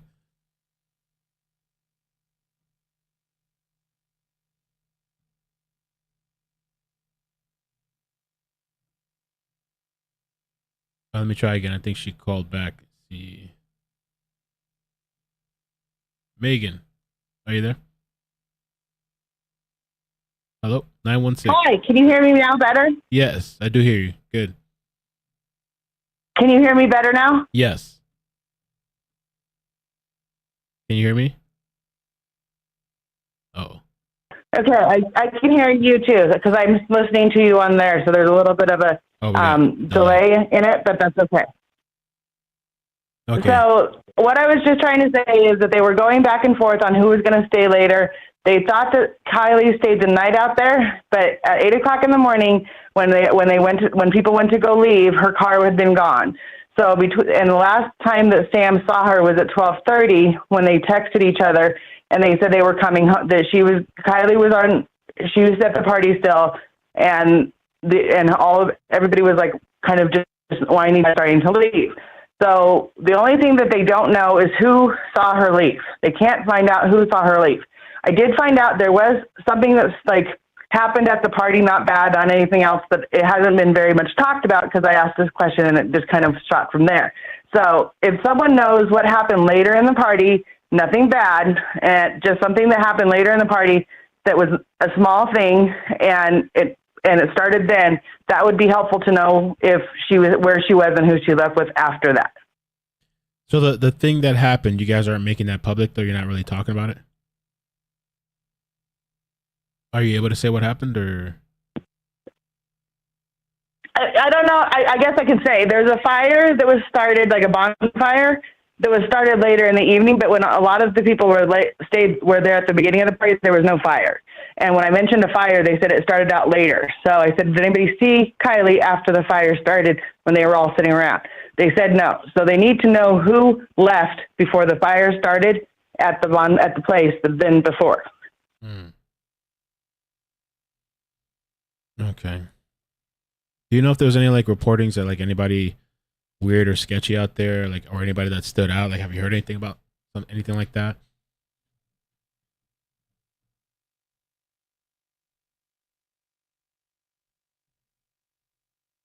Oh, we lost her. Yeah. All right. It's really hard to because of the connection problems. So I appreciate her calling.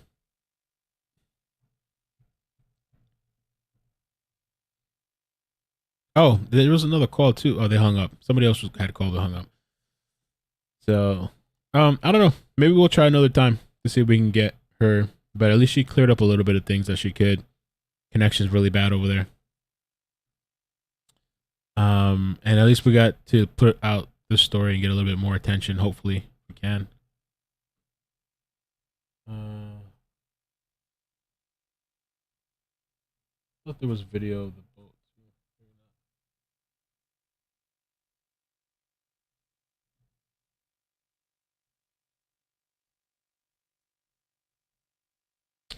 Well, the lines are open if you want to call in. Anybody else? If not, then I think we'll wrap it up.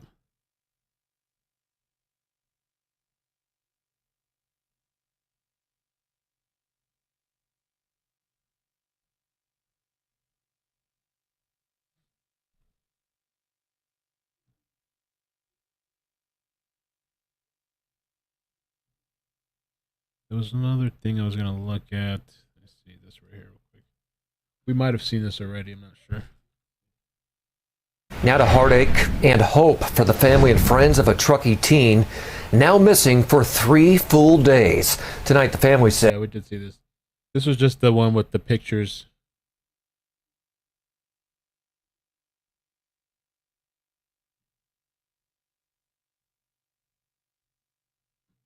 Of the party.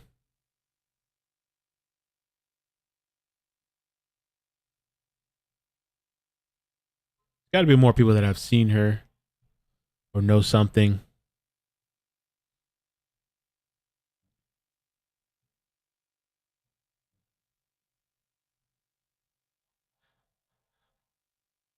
Oh, there's calls. Let me get these two people. 316. How you doing? Where you calling from? Hey, it's Chey. Chey! Hey. What's up? What's I going just on? wanted to say that you're doing amazing, Thank you. How you doing? and I'm good. Very interesting. It gives me a break from Justin's case, so Oh my God. good. What? Any thoughts on this? This whole. I mean, do you have any theories, maybe, or I mean, I don't know.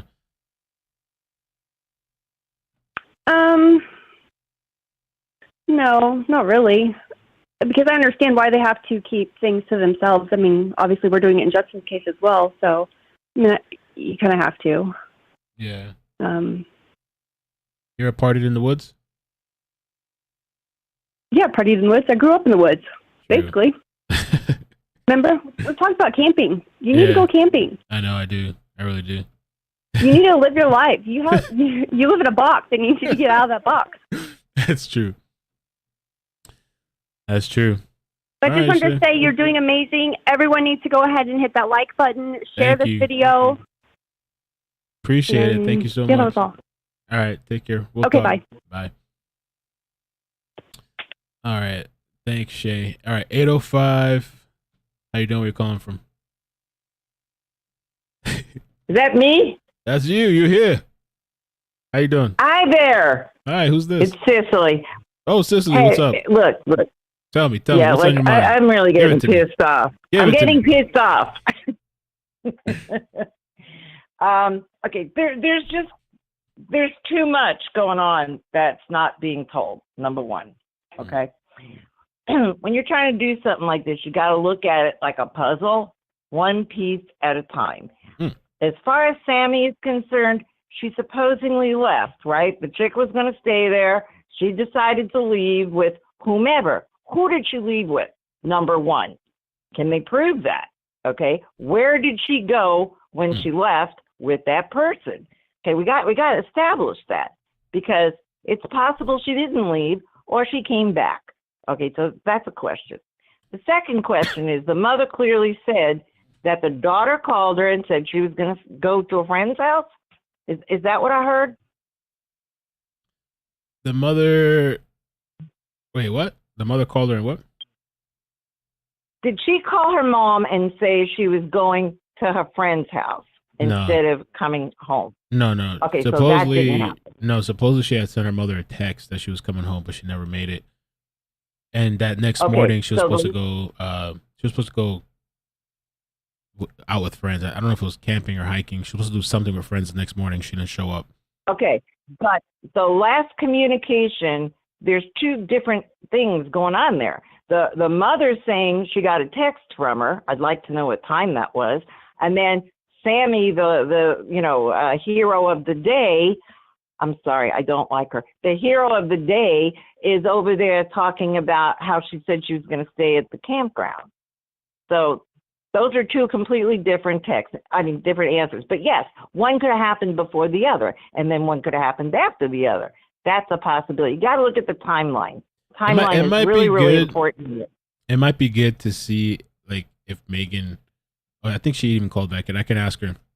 What I think happened was, I believe that at 12:15, I remember the notes that I took. I thought at 12:15, she had texted her parents that she was coming home. The last time the mother spoke to Kiely, it was before Kiely went to this, like right when she was going to the party, I believe. And she and her mother told her like, wake me up when you get home or something like that in the morning or something like that. Right. And then I think what happened was at 12:15, she texts her mother that she's heading home.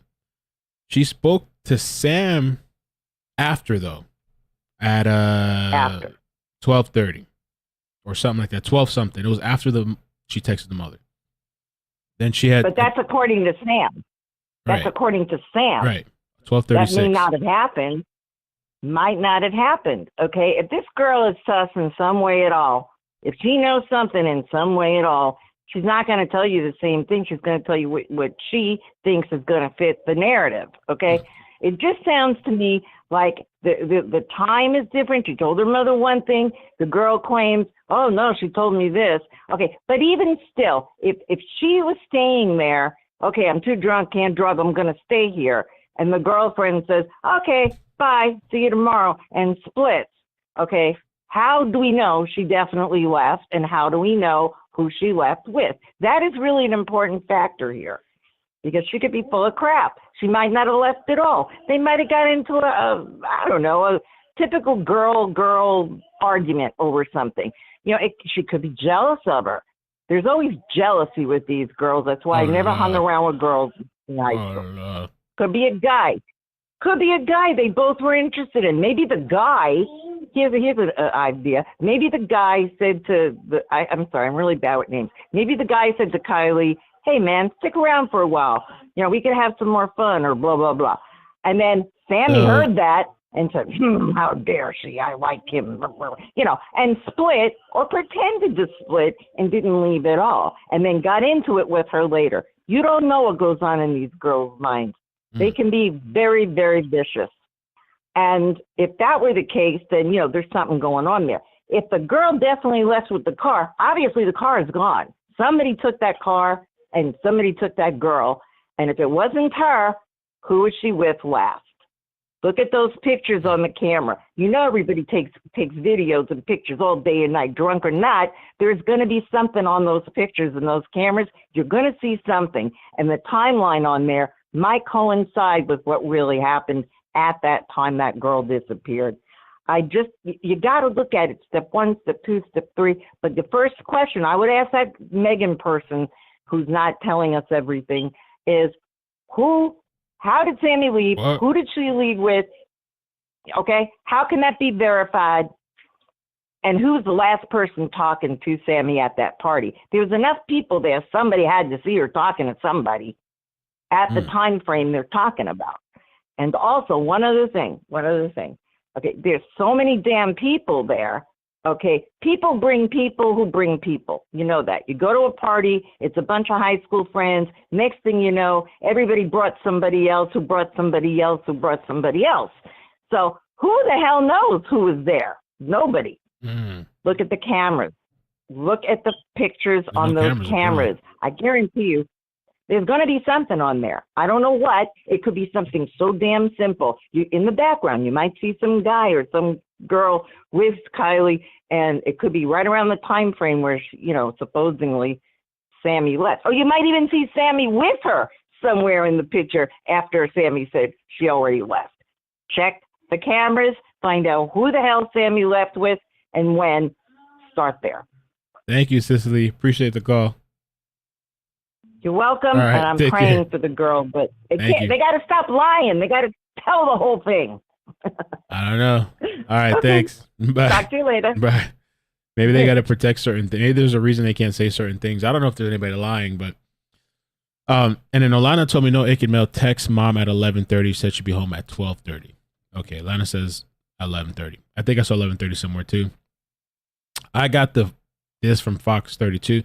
Some of the articles had a little bit of different varying information from place to place, but according to this article, that's what they had there.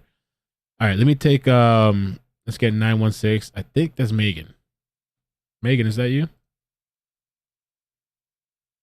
And I think you called in twice, so I might have to get the other. I see your number. Somehow I see your number twice. So maybe I'll hang up this one. Let me get the other one. Hold on, stay right there. Let's try this. Get this one. Drop. Let me get you. Okay. Megan, is that you? Hello? Hey. It's me. Hey, welcome back. I'm hearing everything you're saying.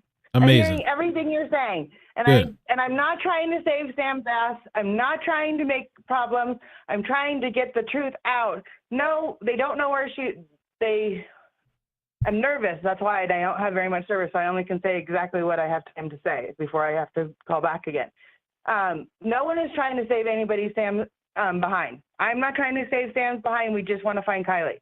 The party was going out of control. Yes, there were people from Auburn, from the Bay Area all the way to Reno and to Sacramento, the whole basin. We have short-term rentals up here that people come up and stay. If you have a short-term rental in Tahoe, call your neighbors, have them check your security cameras, have them check your garages. The car is not in the water. It's not. They've looked in the water. They've had divers. They've had everywhere else. And there's only one way in and one way out of the party. Most of the kids stayed overnight. Some of them left. The girls and guys do this all the time. They tell their parents, you're 16 years old, you get messed up, and then you stay where you land, and you get home the next morning. That's what we're trained to do. That's how we know how to do it. So no one is trying to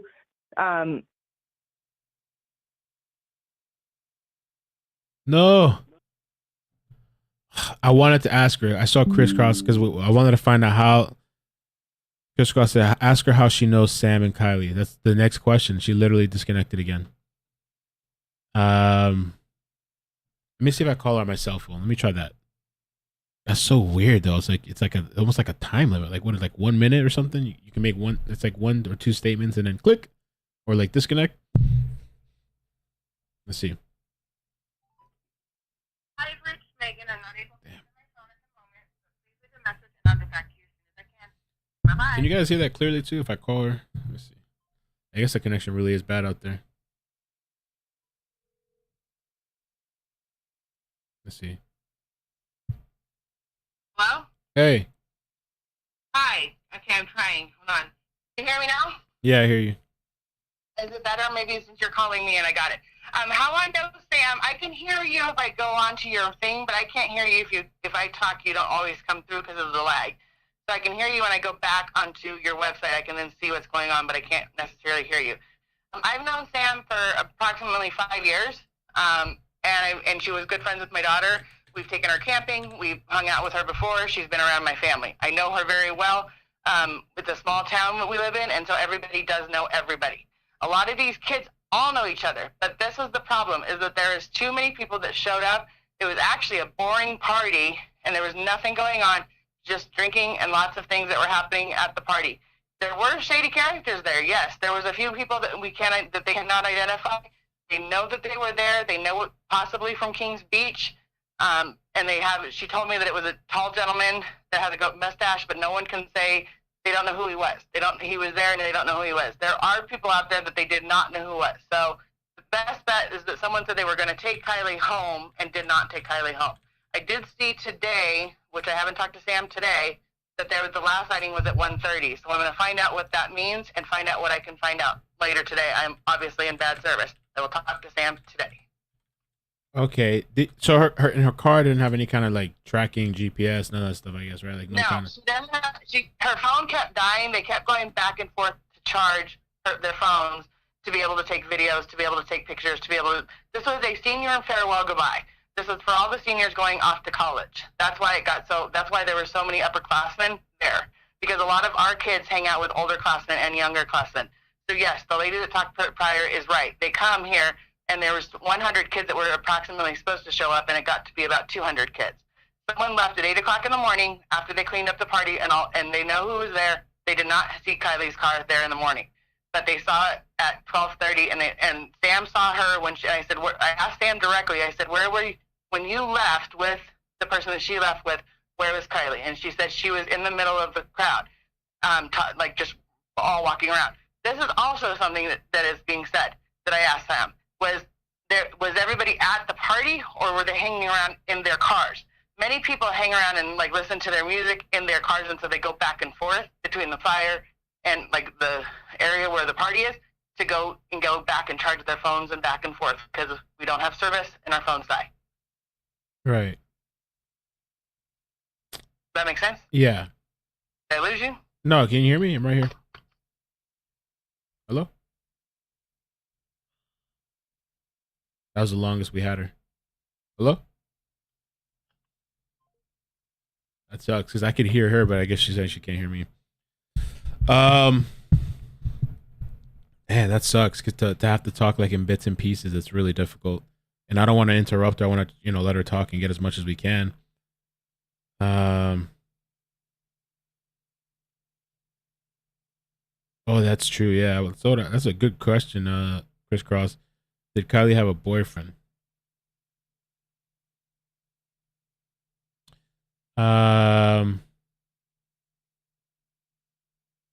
This woman that we were talking to on the phone, she knows Sam. I think she said 5 years they were friends, and so she knows the person that's organizing the search, and she knows the person that, as far as we know, confirmed last sighting of Kiely. It's gonna be a bitch not trying to clip this phone call later because I want to clip it and then maybe post it so people that they don't have to go 2 hours into a stream to listen to the phone call. All right. I think I'll probably be in contact with her. Megan, thank you. I really appreciate you calling, at least, and trying to clear that stuff up. It's, just, I guess, the circumstances of the connection. Oh, and there's 3. Let me get the other calls. So let other people chime in the meantime. 207, how you doing? Where you calling from? Hi, calling from Hogwarts. I'd like to be left anonymous, but I will say the United States. Okay. First off, if we get disconnected, please, don't call back. I'd like my number to be left anonymous. But I have a few questions to raise. Okay. There's all these suits on this available. We've got tons of volunteers already searching for her, and she went missing 10 miles away. Why the GoFundMe? There's a large reward. Well, especially before the Amber Alert was issued. Was one even issued? No, there wasn't an Amber Alert issued. So we've got all this money, all these rewards, and we have all these people looking for her. Where's the GoFundMe going? So when I made this video last night, and that's a great question. Like, I mean, to ask, to transparency, and maybe, I don't know if I do get to talk to her another time, because when I was recording this last night, I saw that, that the GoFundMe is for, and I'm pulling it up right now. It's to help with the reward money. And so the GoFundMe right now is at 26,000, but there is like a 50,000. Is it 50,000? 50,000 reward? I think so, yeah. Just calling back. So, yeah, I don't know. I'm not sure. If it's going towards the reward money, I understand that. Maybe that's what it is. I'm not another sure, yeah. point to raise. Sure, possibly, but another point to raise is her friend there. The last thing that she said to her is, "I love you." I mean, I talk to my friends all the time. I wish that was the last thing that I could have said to them. It feels very. That why would she say in the live interview with the news there that she doesn't care if other people put reports in? I thought that was kind of in the presser. That was a little weird. Yeah. Yeah. Mm-hmm. I wish we could have heard the rest of what she was trying to say too before it cut out. Because she came back to talk again and then it just cut out. Yeah. Questions about the mother and her phone call with her. How could she not tell that her daughter was drunk when she was on the phone with her? I mean, you should know your own daughter. That was kind of tough to say because I remember. I remember one time. She said that the arrangement that they had was that when she comes home, the daughter just says, "Hey, surprise, I'm home." That's their arrangement. So why would the daughter, out of the blue, make a phone call that the mother didn't suspect anything from? There's a lot of this that's not adding up. Well, the whole high thing or drunk or whatever, I've been around my just thinking like my mother plenty of times and she didn't know that I was like drinking or whatever. Or like one time she called me and I was high and I was trying to get off the phone as fast as possible, but like she didn't know, so it's kind of hard to say. But and even if so, still like she's at a party, so maybe it's not that abnormal. Possibly.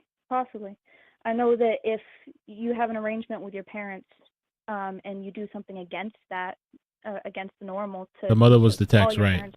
The mother got a text, right? Just because somebody's clarifying in the chat, the mother got a text that night, but she didn't like get a phone call from Kiely. She got a I text. heard the mother do an interview with the one of the news channels saying, and the mother said that she received a phone call from her daughter. Oh. So maybe well, the mother was just that I haven't seen. in the heat of the moment, maybe got confused. I don't know. There's also If you find that clip, if There's you could also send the it to me. I will look for it. I Yeah. will look for it, definitely. There's quite a few clips out there, and that's what I noticed last night too. I had to go to like a bunch of different videos and take these little small snippets from here and there to try to like make out what you can, because they don't post the full interview. They just post these little snippets, and so you have to kind of like dig for the little pieces you can get, little scraps of information you can get. True. Oh, there's something I wanted to raise here. We have to be careful with what information we give out. I am nowhere near this case, so I do not have any information to provide.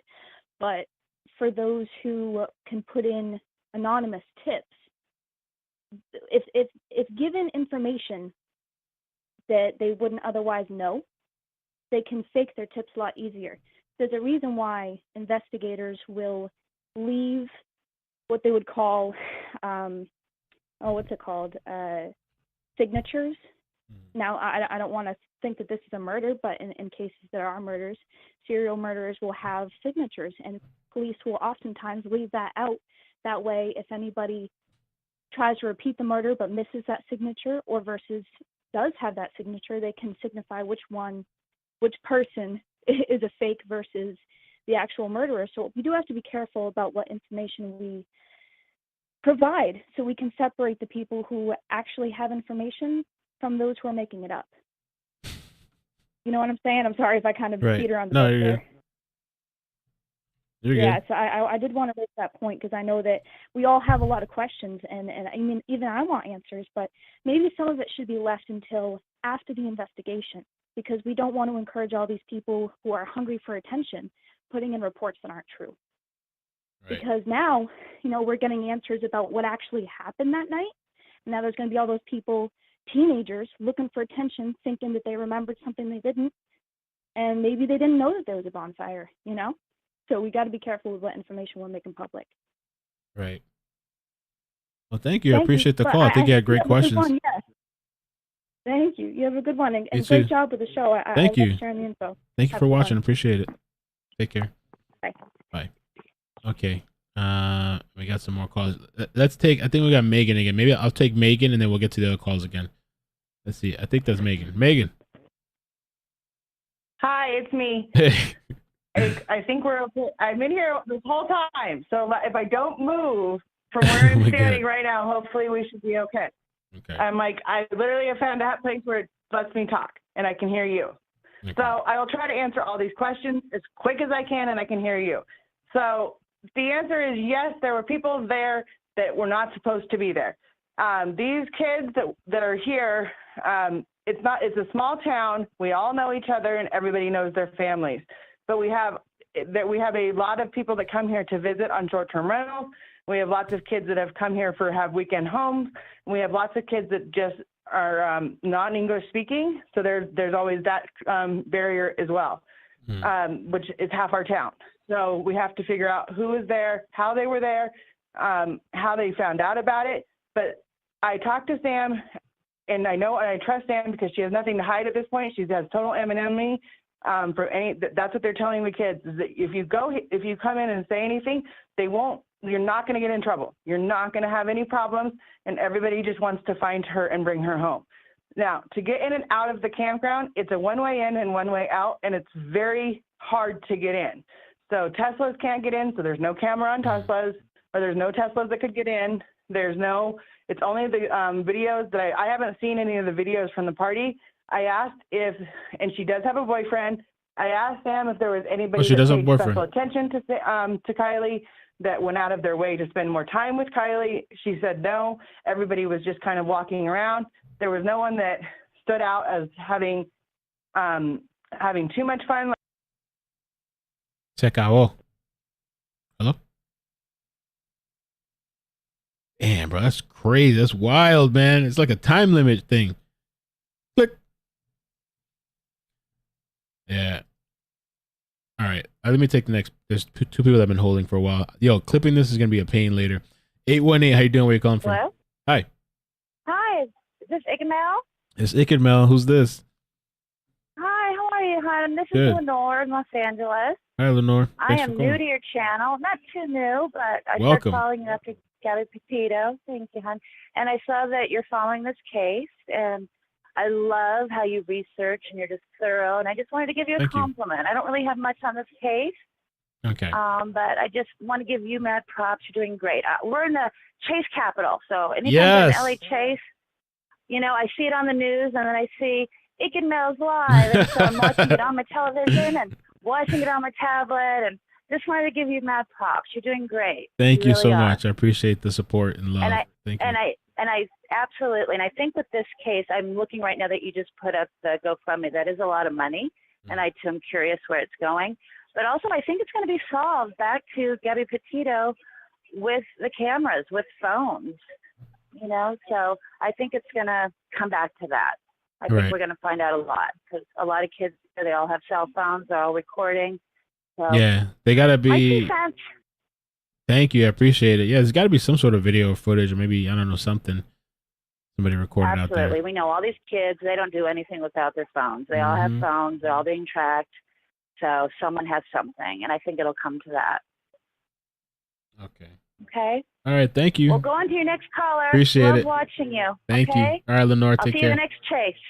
All right. Okay. Bye. Maybe Bye-bye. tonight. Who knows? Okay, bye-bye. Bye. Who knows? All right, bye-bye. Bye. That was a really nice call. Yeah, I appreciate the love. It's so nice. Really nice. All right, 617. How you doing? Where you calling from? Hey, I'm calling from home. Hey. Hey. Thanks for taking my call. Of course. I wanted to first address the issue of knowing your kids and knowing their voice and knowing when they're drunk or knowing when they're XYZ. I just want to share from my point of view, my mother did not know anything about what I was doing and where I was going. Mm-hmm. She wouldn't have known if I was drunk or not. Mm-hmm. She had no idea, and this is why I'm saying calling from home. She had no idea that I was having sex in the room next to her. So True. Facts. Facts. Not all parents know what their kids are up to. Took me back. And the other thing, the original thing that I called about was to say, is there water next to this campground? Yeah. Because, a big reservoir. Okay. Mhm. Okay. People can get disoriented or other things and end up in bodies of water. Yeah. That has been proven time and again by Adventures with Purpose, finding people in bodies of water. It could be that simple that she lost control of her car or didn't know where she was and ended up in there. Who knows? The important thing is her phone pinged there last. And that's one of the criteria for searching water. Where was the last ping? And Right. is there, their way in, that kind of thing. Is it deep enough? So I hope that they will look into that body of water and see if there's anything there. I hope she's alive, and I hope everything turns out well. I would caution everyone not to speculate. I'm not speculating, just saying maybe they should take a look at the water. I'm not saying she's in the water. That's what I'm clarifying. I would just caution people not to get carried away with speculating, because speculating online never goes away. Right. So, well, thank you. Thank you for what you do. Yeah, I appreciate the call. All right. Thanks. Bye-bye. Bye. Thank you everybody that called. Those were really nice calls, informative. Thank you, Megan. Megan, if we have, I don't know, if we ever figure out the connection thing, maybe we can do. Somebody just called in too, so I'll take it in a second.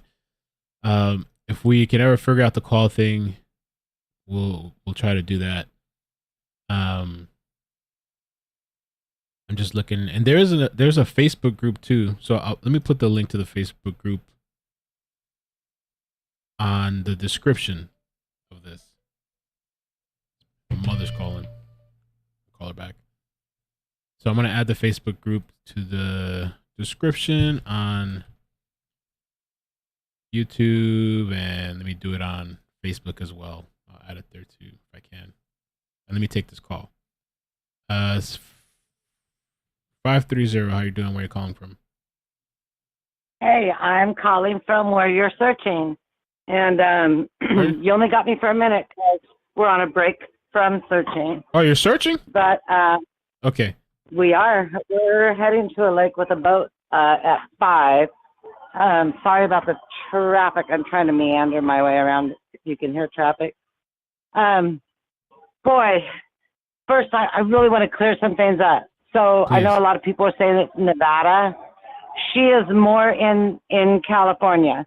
Now, they said there were kids here from Auburn that were at the party. So I'm going to we're going to a lake that's in between Auburn and where she was missing. And it's a campsite. Anyways, we're looking everywhere. And I'm telling you, up here where we live in these mountains, everybody has a Honda CRV, and it's silver. Oh. So her mama is a good mama. Everybody's saying, oh, they let their kids go party. We live in the mountains, in the redwoods, in the pine trees. Our kids did it. I did it. I'm in my 50s. I'm still alive. A lot of times, yes, we went and hung out with our friends. We stayed the night. So that would be a normal thing, to not drive and stay at a campsite. But the biggest thing I want to clear up is people saying it's in Nevada and she's probably in Reno. That's quite a drive, just in case you're wondering. Right. It's not a fun drive. It's more fun to drive down the hill to Placerville, to Auburn. And a lot of the kids were from the Bay Area, which means they would have been on Highway 80. And they would have gone through Placerville and then into Auburn, into Sacramento, then on towards, say someone took her, the Bay Area. This is like something that needs to get out there. So say someone drove her and drove her car. This is the route they would have taken. You said on 80, right? Yes. So she could have took 20. So I'll tell you there's another way. So you take 80 to Highway 20, which is not far from the campground, the 20 turnoff. And there is another lake there, and there's Fuller Lake, Bowman Lake, Scotts Flat Lake. I grew up here, so I'm just trying to help out. Her mother is an amazing woman. I don't know her personally. I do know a lot of the kids from Truckee because I'm a 4-H leader, and they're good kids. Everybody's bashing these kids. They're really good kids. Okay. These are good, wholesome country kids. And if you're from the city, you may not understand what the country kids are like. But they're really good kids.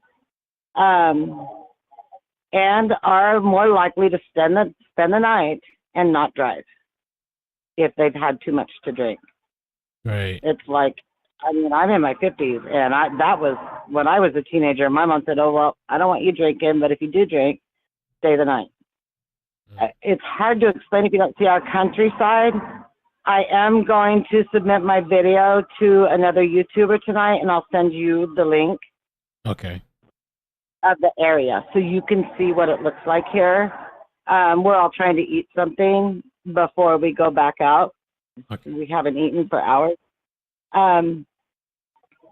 But Highway 20 is something you need to have people be aware of.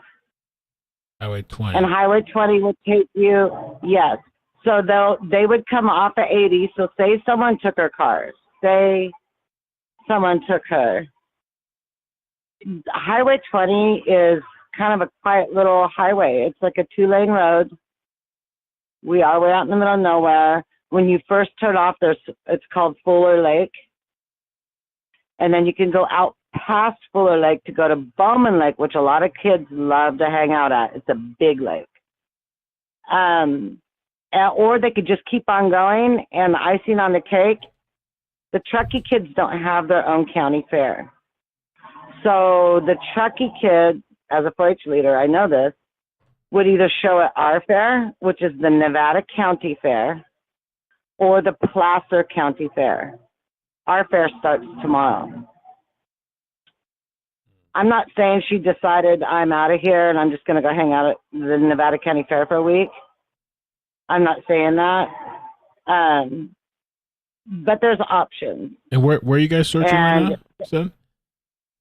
So we're on the Nevada County side. And we have come down from up where they're at. I know it's loud. I'm sorry. It's the only place I had service. It's okay. So we came down from up there. We went down 20, but we didn't take any side roads. And there are plenty of campgrounds along the way and dirt roads that need to be searched. And now we're having lunch, and we are actually going to hit Rollins Lake. Rollins Lake? Rollins Lake for a few hours tonight. So we actually have a boat for that, so we can, it's easier to get to where, there's a road that goes around the whole lake, but it's easier for us if we're on a boat to go around the whole lake than drive, because you need 4-wheel drive. And so I have a Jeep, but it just will be easier to be on the boat. And then we can dock anywhere and then kind of hike in. So that's what we're going to do tonight. I'll be videoing it so people can see the area. I don't know. It's really hard if you're not boots on the ground and seeing the area. Right. I mean, so we call it logging trails. So I rode competitive trail on a horse. I rode endurance rides. So I've ridden my horse all over up there on those trails. They look like roads, but they're not in very good shape. And then this year we had what we all call Snowmageddon. We were out of power for over 2 weeks. The trees went down. It was the most snow we'd had in many, many years. So the trees are gone. The geography has changed. So had she thought, well, I'll turn at the huge pine tree on the corner with the big rock, that pine tree might be gone now. She could have easily gotten lost on a back road. Oh. So those kinds of things people need to know about up here. So even me coming to my home, it's completely, the trees are gone. 50% of the forest are gone from that snowstorm we had this year. Wow. So everything looks different. There's trees in the road that haven't been cleared yet. I had a woman that we searched for a few years ago, and she got stuck trying to drive over a tree on a road, and we didn't find her for a week. Jeez. Her car was stuck. So it's very possible she got stuck somewhere on a back road. So it doesn't mean there was foul play. It just means that she shouldn't have driven and she's stuck somewhere, and we just have to keep looking. Okay. So, and things look different than they did from last year. So that's like a big point. That Rollins Lake, that goes back towards Auburn? That's like between Auburn and... Yes. Okay. So this will be between Auburn and where she was missing. Okay, gotcha. I just wanted to make sure because I had the wrong So location this at is first. kind of right in the middle. Yeah. And it may be nothing, but they kind of give us a list, depending on where we live, to look. And I swear, every time someone comes up missing, I get Rollins Lake, because that's what I do. I help the search and rescue. So I'm doing the Rollins Lake tonight, and or this afternoon. And so we already have been up on the hill, and now we're back down. So the 20 you were talking about, it runs alongside the 80. So 20 actually turns, yeah, kind of. So if you're coming from Donner and where she was at, right, you're heading south. you're going to turn like right onto Highway 20. And so the towns that you'll hit as you go down that hill are going to be Nevada City, Grass Valley. Those are the towns you're going to see. But in between Nevada City and that turnoff is desolate. There's complete drop-off. There has been some pretty clear-cut logging. Because of the snowmageddon, we lost 50% of the forest. It's not even an exaggeration. So the visual, you can see quite a bit if you were to slow down and look over the cliff. 20 does not have the cement, the barriers to keep you from going off like 80 does. 80 has tons of those cement barriers. Somebody So want to know, you would hit those barriers. are you guys using sonar? Particularly you guys, or in the water? No, we are not. Okay. At Rollins, I don't know if he has sonar on his boat, and there's only one spot you could drive into Rollins Lake. Okay. So, and that's where we'll enter. And I'm guessing there's probably tons of people there today. So mostly we're checking like the little side roads in case someone came down to camp. So I see what you were telling me too, because you're saying earlier too that there's people that are saying like they believe it's more of a Reno thing. She's on the other side, Nevada, but you're saying no, it's more of a Cali thing, and that's why you guys are kind of like It's searching. more of a Cali thing. Yeah, this is this border right here. Remembering being her age and going to these parties, we all would have come Cali side. Reno is desolate. There's nothing for you to do unless you're 21. It's a desert. It's flat. It's a desert. It's hot. It's not fun. So if you were going to go and run off for a few days, you would go Cali way. So, and not only that, it's closer. So this, like Auburn, is closer. Sacramento has all the great things the kids love. So the shopping, the malls, the Sacramento River, all those things the kids love to go to. Plus, they were saying the kids from the Bay Area were there, and they would have to take 80 to get back to the Bay Area. So if they took her car, they would have gone through Auburn, Colfax, Placerville, Auburn, Sacramento to get there. Okay. And her car is just missing. Yeah, someone has her car.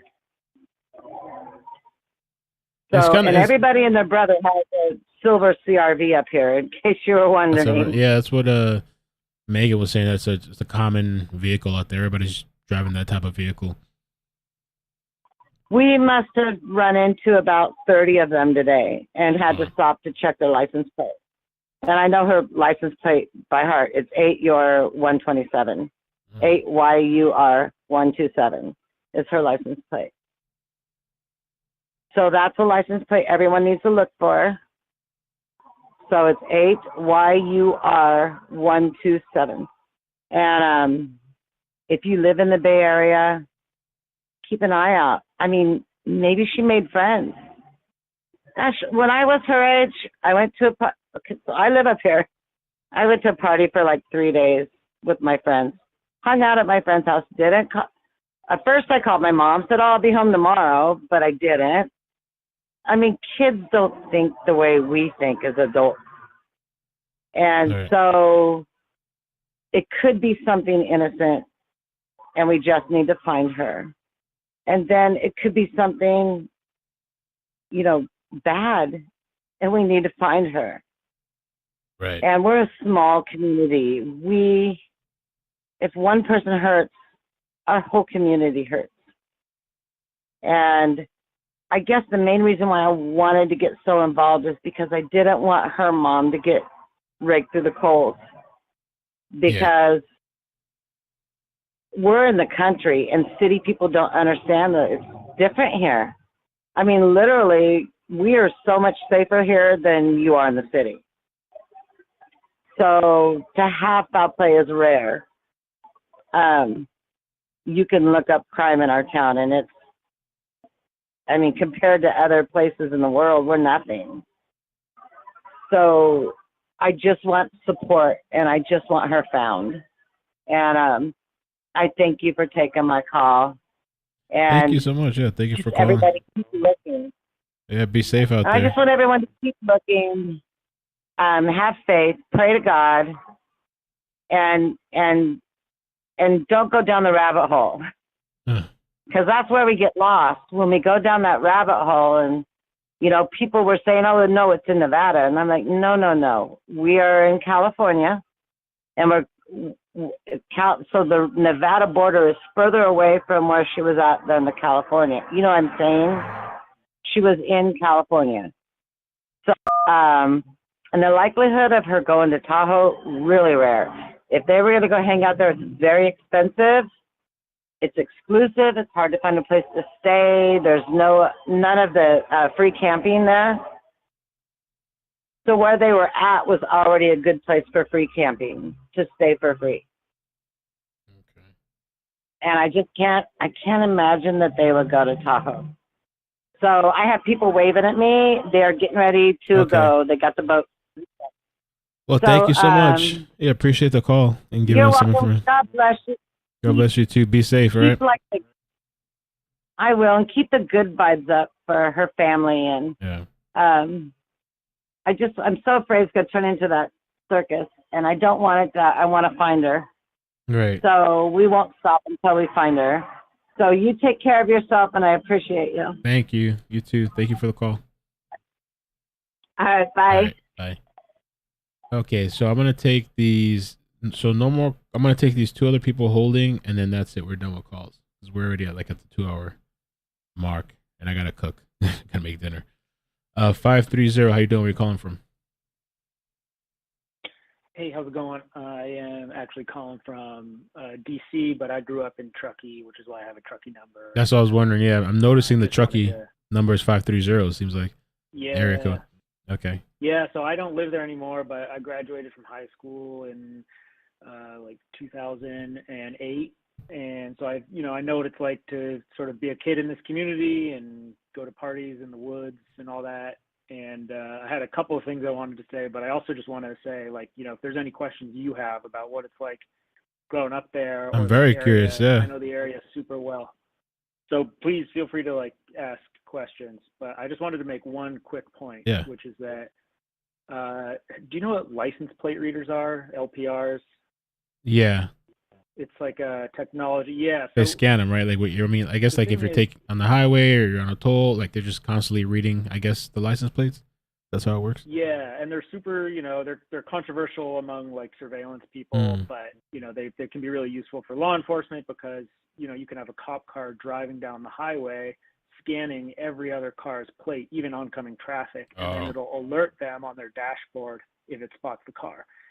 Because of that, and if you watch that press conference back, that last sheriff, I want to say he was a Nevada County sheriff guy, he even mentioned it. He alluded to that technology right at the end of the press conference and said, we're using all this. Because of that, and because the car's missing, it seems insane to me that they haven't got a ping off of a cop car. They install these LPRs. They're even on commercial tow truck companies, so big commercial tow truck chains. They're on there's a big agricultural inspection station right there on I-80. So it just seems to me like the likelihood that this person or that Kiely's car is in a city or a highly populated place, it just seems really low to me, or they would have more information, which is why, knowing the area back there near Prosser, it makes way more sense to me that this car is stuck somewhere and, or hopefully not, but could be in the water somewhere or just hasn't been found. There's so many trails and whatnot that you can fit a car like that on that wouldn't be very visible from helicopters. So I think it's really, really likely that, we used to party back there, and you'll see Boca Reservoir up to the right. and also Stampede Reservoir. I mean, there are so many bodies of water, and yeah. it's not like there's anything blocking you from driving into these bodies of water. I mean, these are you can drive on the shore of Boca. You know, I used to do it all the time. We used to get stuck.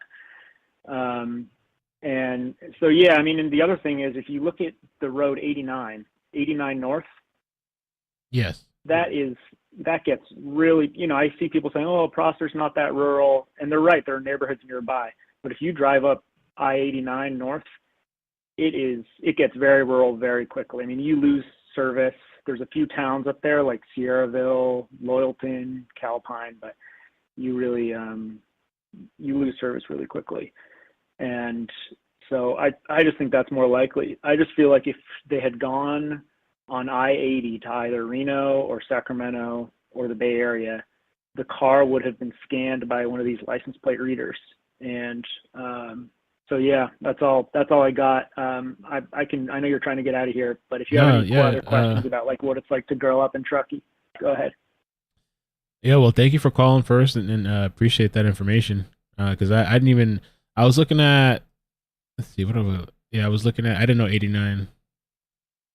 There's 89, and then there's 20. Did you hear that lady that called in too? She was talking about 20. It's kind of. Can you tell me a little bit of the difference in those roads, or if you know? Yeah, so it's far more likely, I think, that you know, I would look at 89 way before I would look at 20. Because 89, if you look here, there are dirt roads that connect the campground right to 89.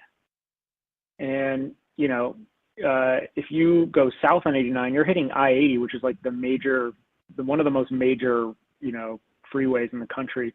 There's going to be way more attention there. If you go north on 89, you are in the middle of nowhere. Right. I mean, the other thing to consider is you can see it on your Google Maps there. There's just so many dirt roads. I mean, there are miles and miles of dirt roads in this area. And so even with aircraft searching, I mean, you'd have to really, you know, look pretty far. And these aren't dirt roads that are so crazy that you wouldn't be able to get a CRV up and down them. You know, some of them are rough, but a lot of them you'd be able to travel pretty far just on dirt. So. And but yeah, I just want to also say, while I've got you, like, everyone to remember that this is like, there are people on the other side of this, and, you know, speculating about like the friend who's organizing things, story not adding up. It's just it's just not useful right now. Like it's just hurtful. You know, like there's plenty of authorities investigating this. Yes, it's great to do what you can as an online community, but don't like try to point out holes in the friend's story who's going through this traumatic thing. Right. That's true. I mean, I know she is organizing everything. Thanks for covering this. Yeah, thanks. Oh, one quick question too. Can I ask you that the water, like those reservoirs, how's like the visibility? Like, is it dark and murky? Like, is it something like if a vehicle was in there, would it be easily visible, or it's pretty deep too? I guess. That's right? a good question. So it's so they're pretty deep, and it's also not very clear. Like, you know, none of these are natural, so, you know, they're just not very clear. Like Lake Tahoe and Donner Lake, which are much more, you know, touristy, those are super clear. But Prosser, Boca, and Stampede are deep and not clear. And I don't know, you know, I haven't been back there, so I don't know what the water levels are like, but I imagine that the water levels are fairly low, just because they seem to be low everywhere. But even still, the thing is, though, if you had cars driving around the outside of those, you'd see tracks. I mean, you know, it basically is like a sandy sort of mud that's really easy to get stuck in. Okay. And I imagine, you know, that they're going to pull out the sonar and all that kind of stuff to look for these cars or to look for anything in these lakes.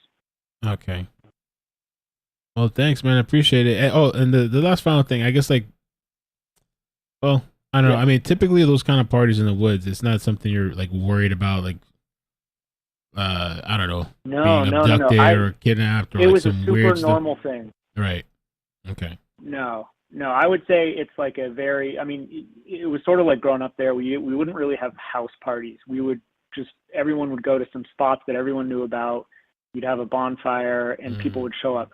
Now, I will say what is sort of unusual is there's all this stuff, you know, and I don't know how verified it is, but people saying that there are people from, you know, from way out of town. That is weird. I mean, when I was growing up there, like, you would recognize every single person at the party, like, always. I mean, and if you didn't, it would be sort of like weird. And, you know, maybe this was a more organized thing where some local high schools from like surrounding communities were involved or whatever. But, you know, I'm going to sound old now, but like when there wasn't Snapchat when I was doing this, you know what I mean? So it is pretty creepy that anyone could go to like SnapMap and just see, oh, there's a bunch of kids in the woods. Right. Like, we didn't have that, you know? So who knows, man? But no, it's totally a normal thing. And I would say it's super, like, honestly safe. Like, people are looking out for each other. Do teens do like dumb stuff when they're drunk? Absolutely. But even when that would happen, like, people are taking care of each other. And so, yeah, it's not like some sketch party scene. It's a very normal, like, rural mountain town thing. Okay. I think that's good too. People to understand. Well, thank you, man. I appreciate the call, and thank you for the information. Yeah, thanks for covering this.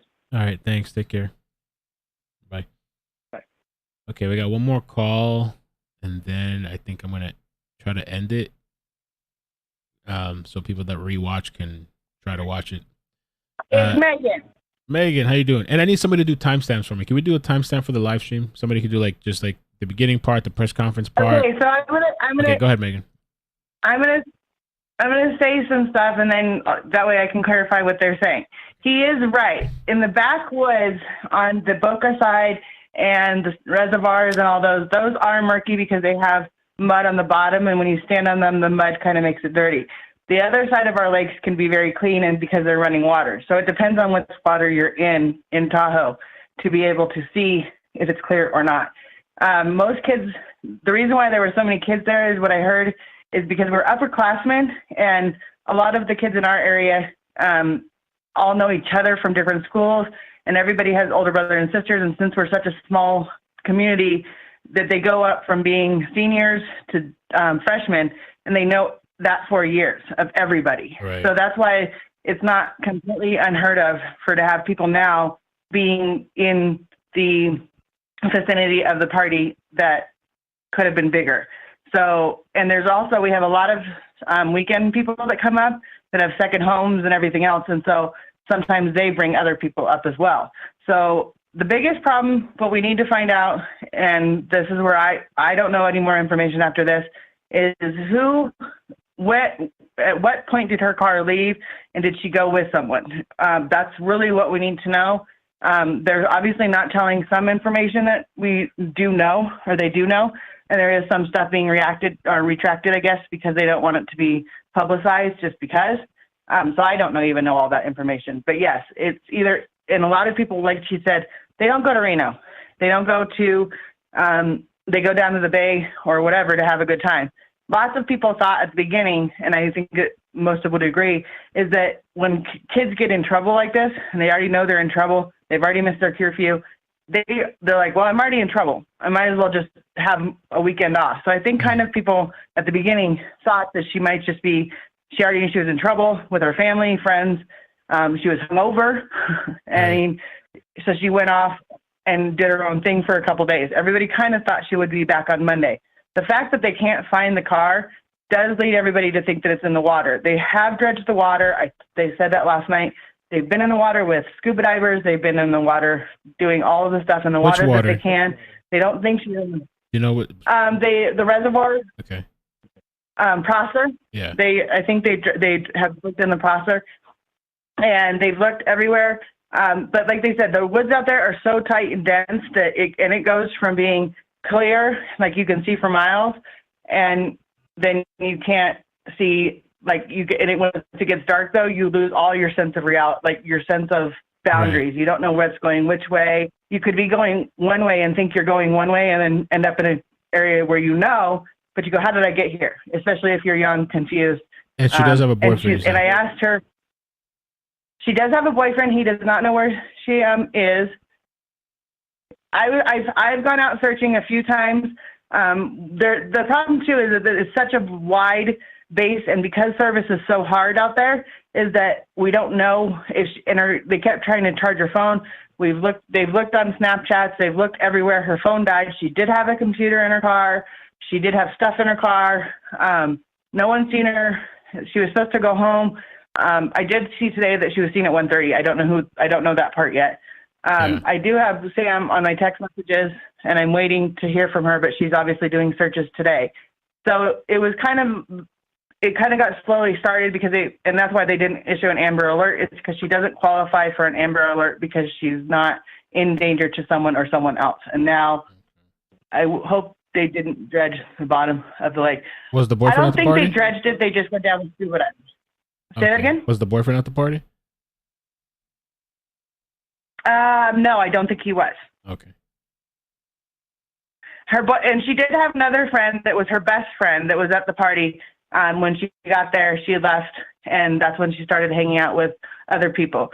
All these kids know each other. They all were out there together having a good time. It was not, and when these kids go out, they go out to have fun. They go out to do what they're going to do. They aren't thinking that anything's going to happen that's bad. So these kids lie. They're 16, 17, 18 years old. Some of these kids won't tell their parents they're going to a party. And so that's why the information is coming so broken up, is because some people don't want to tell their parents they were there. I mean, and now this bad thing happened, and kids have already lied saying something else, and now they're having to unlie to say what happened. So it's kids. You have to remember, these are kids. These are kids that are just trying to figure out life, and they're young. Some of them graduated, some of them didn't, and we just want to know. I asked Sam straight out. I said, was she on any apps? Was she on any dating sites? Would she have gone off by herself? She said no. She thought she was when she went home, everything was fine. Everything was good.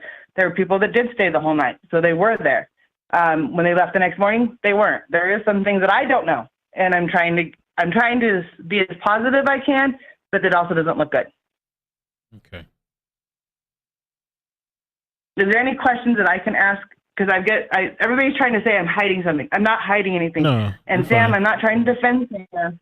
I'm just trying to, because I'm only getting broken up information. And he's absolutely right. These are kids that are coming forward, and Sam doesn't know all the information. She obviously does it. She left. There's 200 kids there. So when everybody says, well, why is Sam the only one that's being contacted? It's because she's leading the party, or she was part of the party. She's a very big presence at these parties. So, and known very well. So therefore it's expected for her, and they were good friends. So it's just expected for her to help out and try to find Kiely and bring her home. Kiely, I always say it wrong. Kiely and bring her home.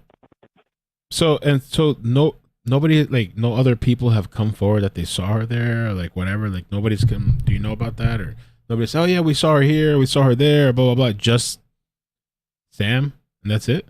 No, when I talked to two people on the phone, Sam and another person that was with her last night, and they were both. One stayed all night at the party, and Sam stayed till 12:30 because her curfew was at 12:30, so she had to be home by 12:30, and that's why Sam left at 12:30. They do have curfews, believe it or not. These kids do have curfews, but they all were trying to figure out what they're going to tell their parents so they could stay later and have more fun.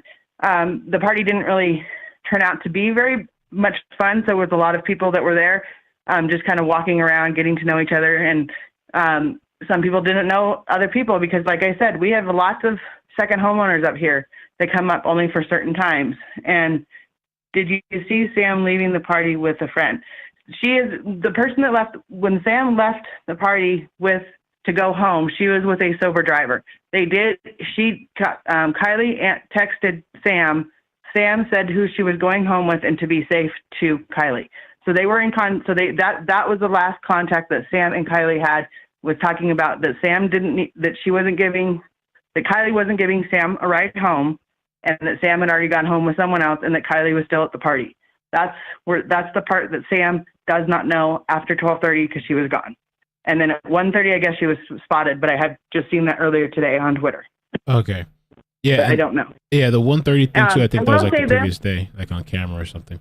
It still doesn't really. I will say this though. Yeah. I'm not sure if I'm supposed to. There is a sticker on the back of her car. Maybe I'll just say there is a sticker on the back of her car underneath the Honda. I'm not going to say what that is, But if you see a sticker underneath the Honda has the same one, because maybe they took off the license plates, that's why they can't find it, and they've changed them, because so many people do have these. And her tires are, her rims are stock and everything else. So there is a sticker on the back of her car that Sam just said that they remembered yesterday. Okay. Chris was asking too, like, do you know if other people use the lake at night, like fishermen, boats, or anything like that, or is it not really something that on those reservoirs doesn't? No, really... there's not. There's not really.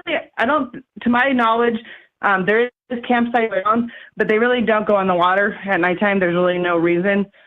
These lakes are, they're not like huge lakes. They're more like ponds, but big ponds, I guess. So they do fish on them. They do water ski on them. But out there it's just the stars and the lake. I mean, that's what our town is known for, is the stars shine brighter in Truckee, because there's not a lot of light anywhere in this town. After 9 o'clock, everything shuts down. That's why the kids go out there and do what they're going to do. Okay. And the phone last pinged at that campground, right? The phone was shut off, I guess. It was turned off because she charged the phone. So I guess I read in the article. Her phone kept dying, so they were going back and forth to the car several times during the party to charge phones and to get stuff out of the car.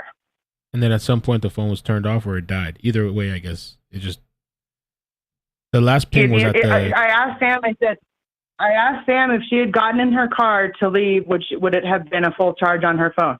She said no, absolutely not. The phone was dying, and so obviously that's where someone followed her back to her car. That's what Sam said today, and I agree. Someone said someone said to Kiely, I'll give you a ride home. And she said, okay, and they took the car with her. Now, my biggest thing is that in our town, we have lots of empty houses because we're second homeowners, and lots of rich people have second homes up here. Mm-hmm. I think we lost her. Well, that was the longest we had her on. Oh, well, it says she's still connected, but I'll give it a minute to see if oh yeah, we dropped. That was one of the more productive conversations we were able to have without it disconnecting. Man, this is kind of weird.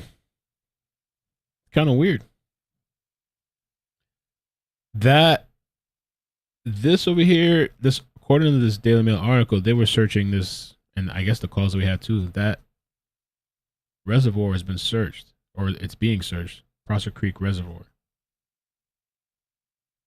I don't know about this Boca thing, but the lady that had called in as a part of the search, they're coming more inland, or I don't know if it's really inland, but like west.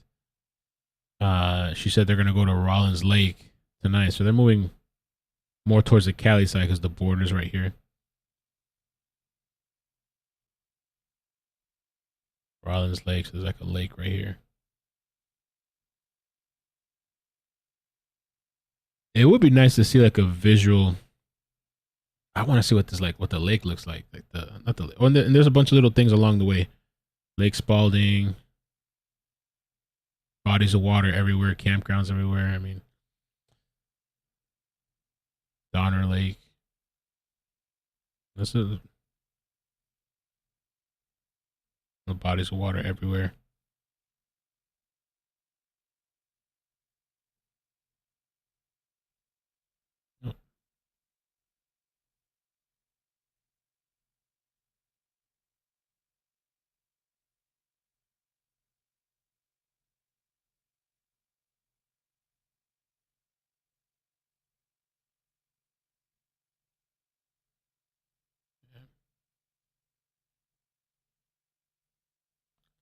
No. Kind of want to see. Let me see. Thing called Prosser Creek Reservoir. Oh, she called back. Let me see. I think that's her or somebody else. Let's see.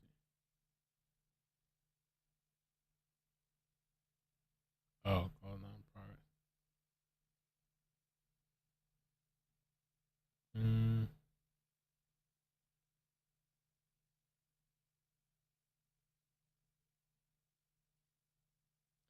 do a quick search of this.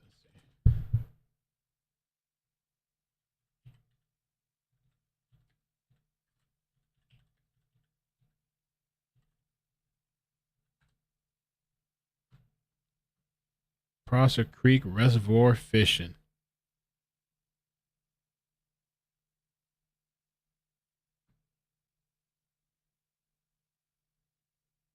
Four months ago. The ice is gone from Prosser Creek Reservoir. I came out here, hopefully maybe get a holdover cut bow or something. And it's a little bit late, it's like 9:30. It's just really foggy, so it looks dark. And I'm just soaking bait, kicking back, and about a something.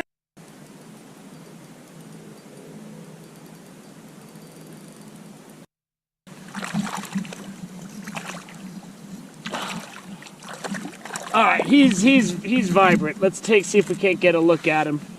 And there's one doing it. There we go. He's jumping. I got a nap.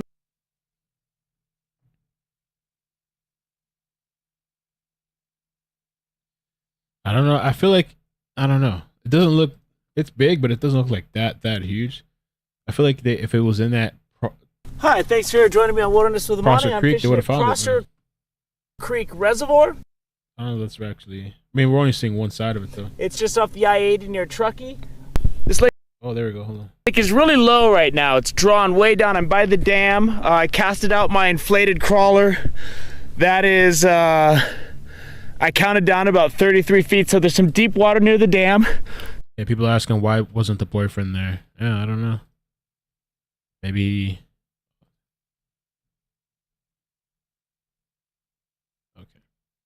It's really easy to get here. The lake is low, and I always say don't overlook these low lakes. I believe there's browns and rainbows in here. Hopefully we're gonna get some fish. I got some icy snow to put them in the cooler. It's gonna be a warm, beautiful day out here. Oh yeah. That's a beautiful, beautiful wild looking fish. All of his fins.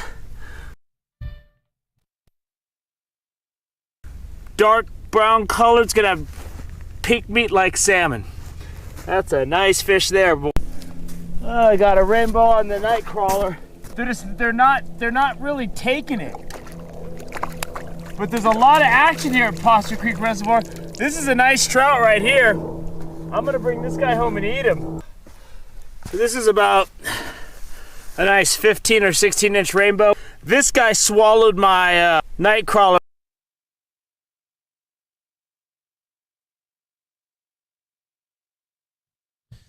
All right. I think that's it then. I think we're gonna call it. I'll go to Google. You can drop on the road. See a better view.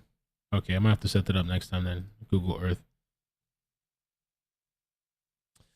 But all right, man. Thank you guys so much for coming. I'm gonna get out of here. Kind of tired. Gonna go cook a little bit. And thank you for all the people that called in. Oh, she's back. Should we take Megan one more time? Megan, last call. One more time. Megan. Hi, Hey. I'm back. You're back. Hi. So I was just gonna say I'm exhausted and I've been trying to like figure this all out, but it's exhausting. Just if you guys have like the biggest thing is that we have lots of short-term rentals up here, clean houses for a living, and I clean a lot of them. So I'm looking in garages, looking in places where someone could have easily thought, well, let's go over to this house that's empty, that's been empty for a while. If you have neighbors that haven't been home in a while and you've seen like action at the house, maybe go and check out and just knock on your door and see if they're supposed to be there. If they're not supposed to be there, that's a good thing to look at. Okay. All right. Anybody have any questions for her before we head out? Any questions? I know there was a bunch of stuff earlier, but if you have anything else.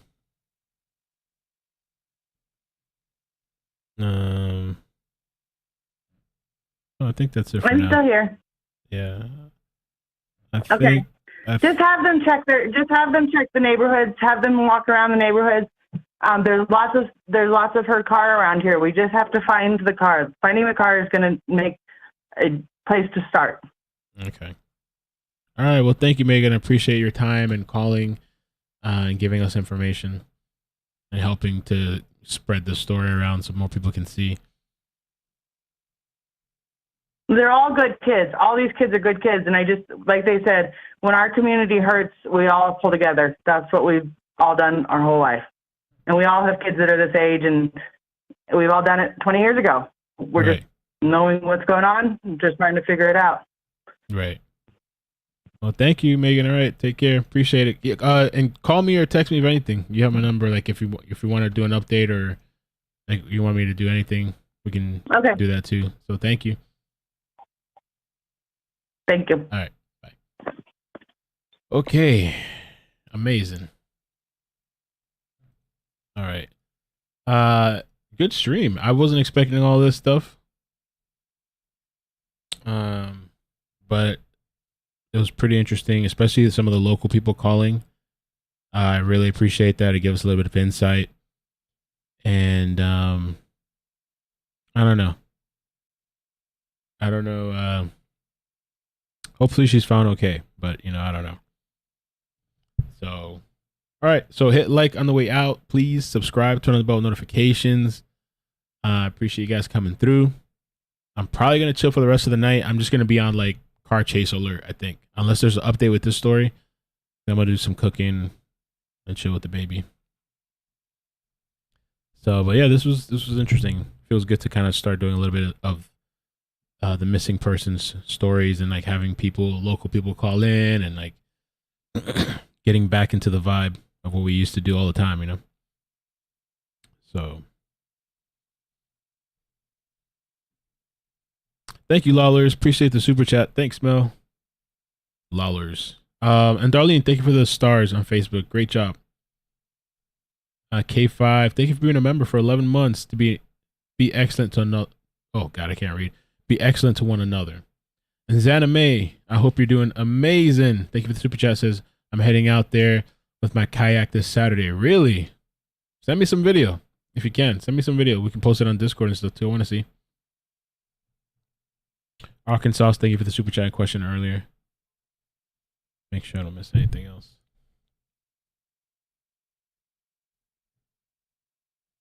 All right, I'm out of here. Peace, guys. Love you. Be good. Bye. Bloop, bloop. Yeah, she's amazing, isn't she, Maddie?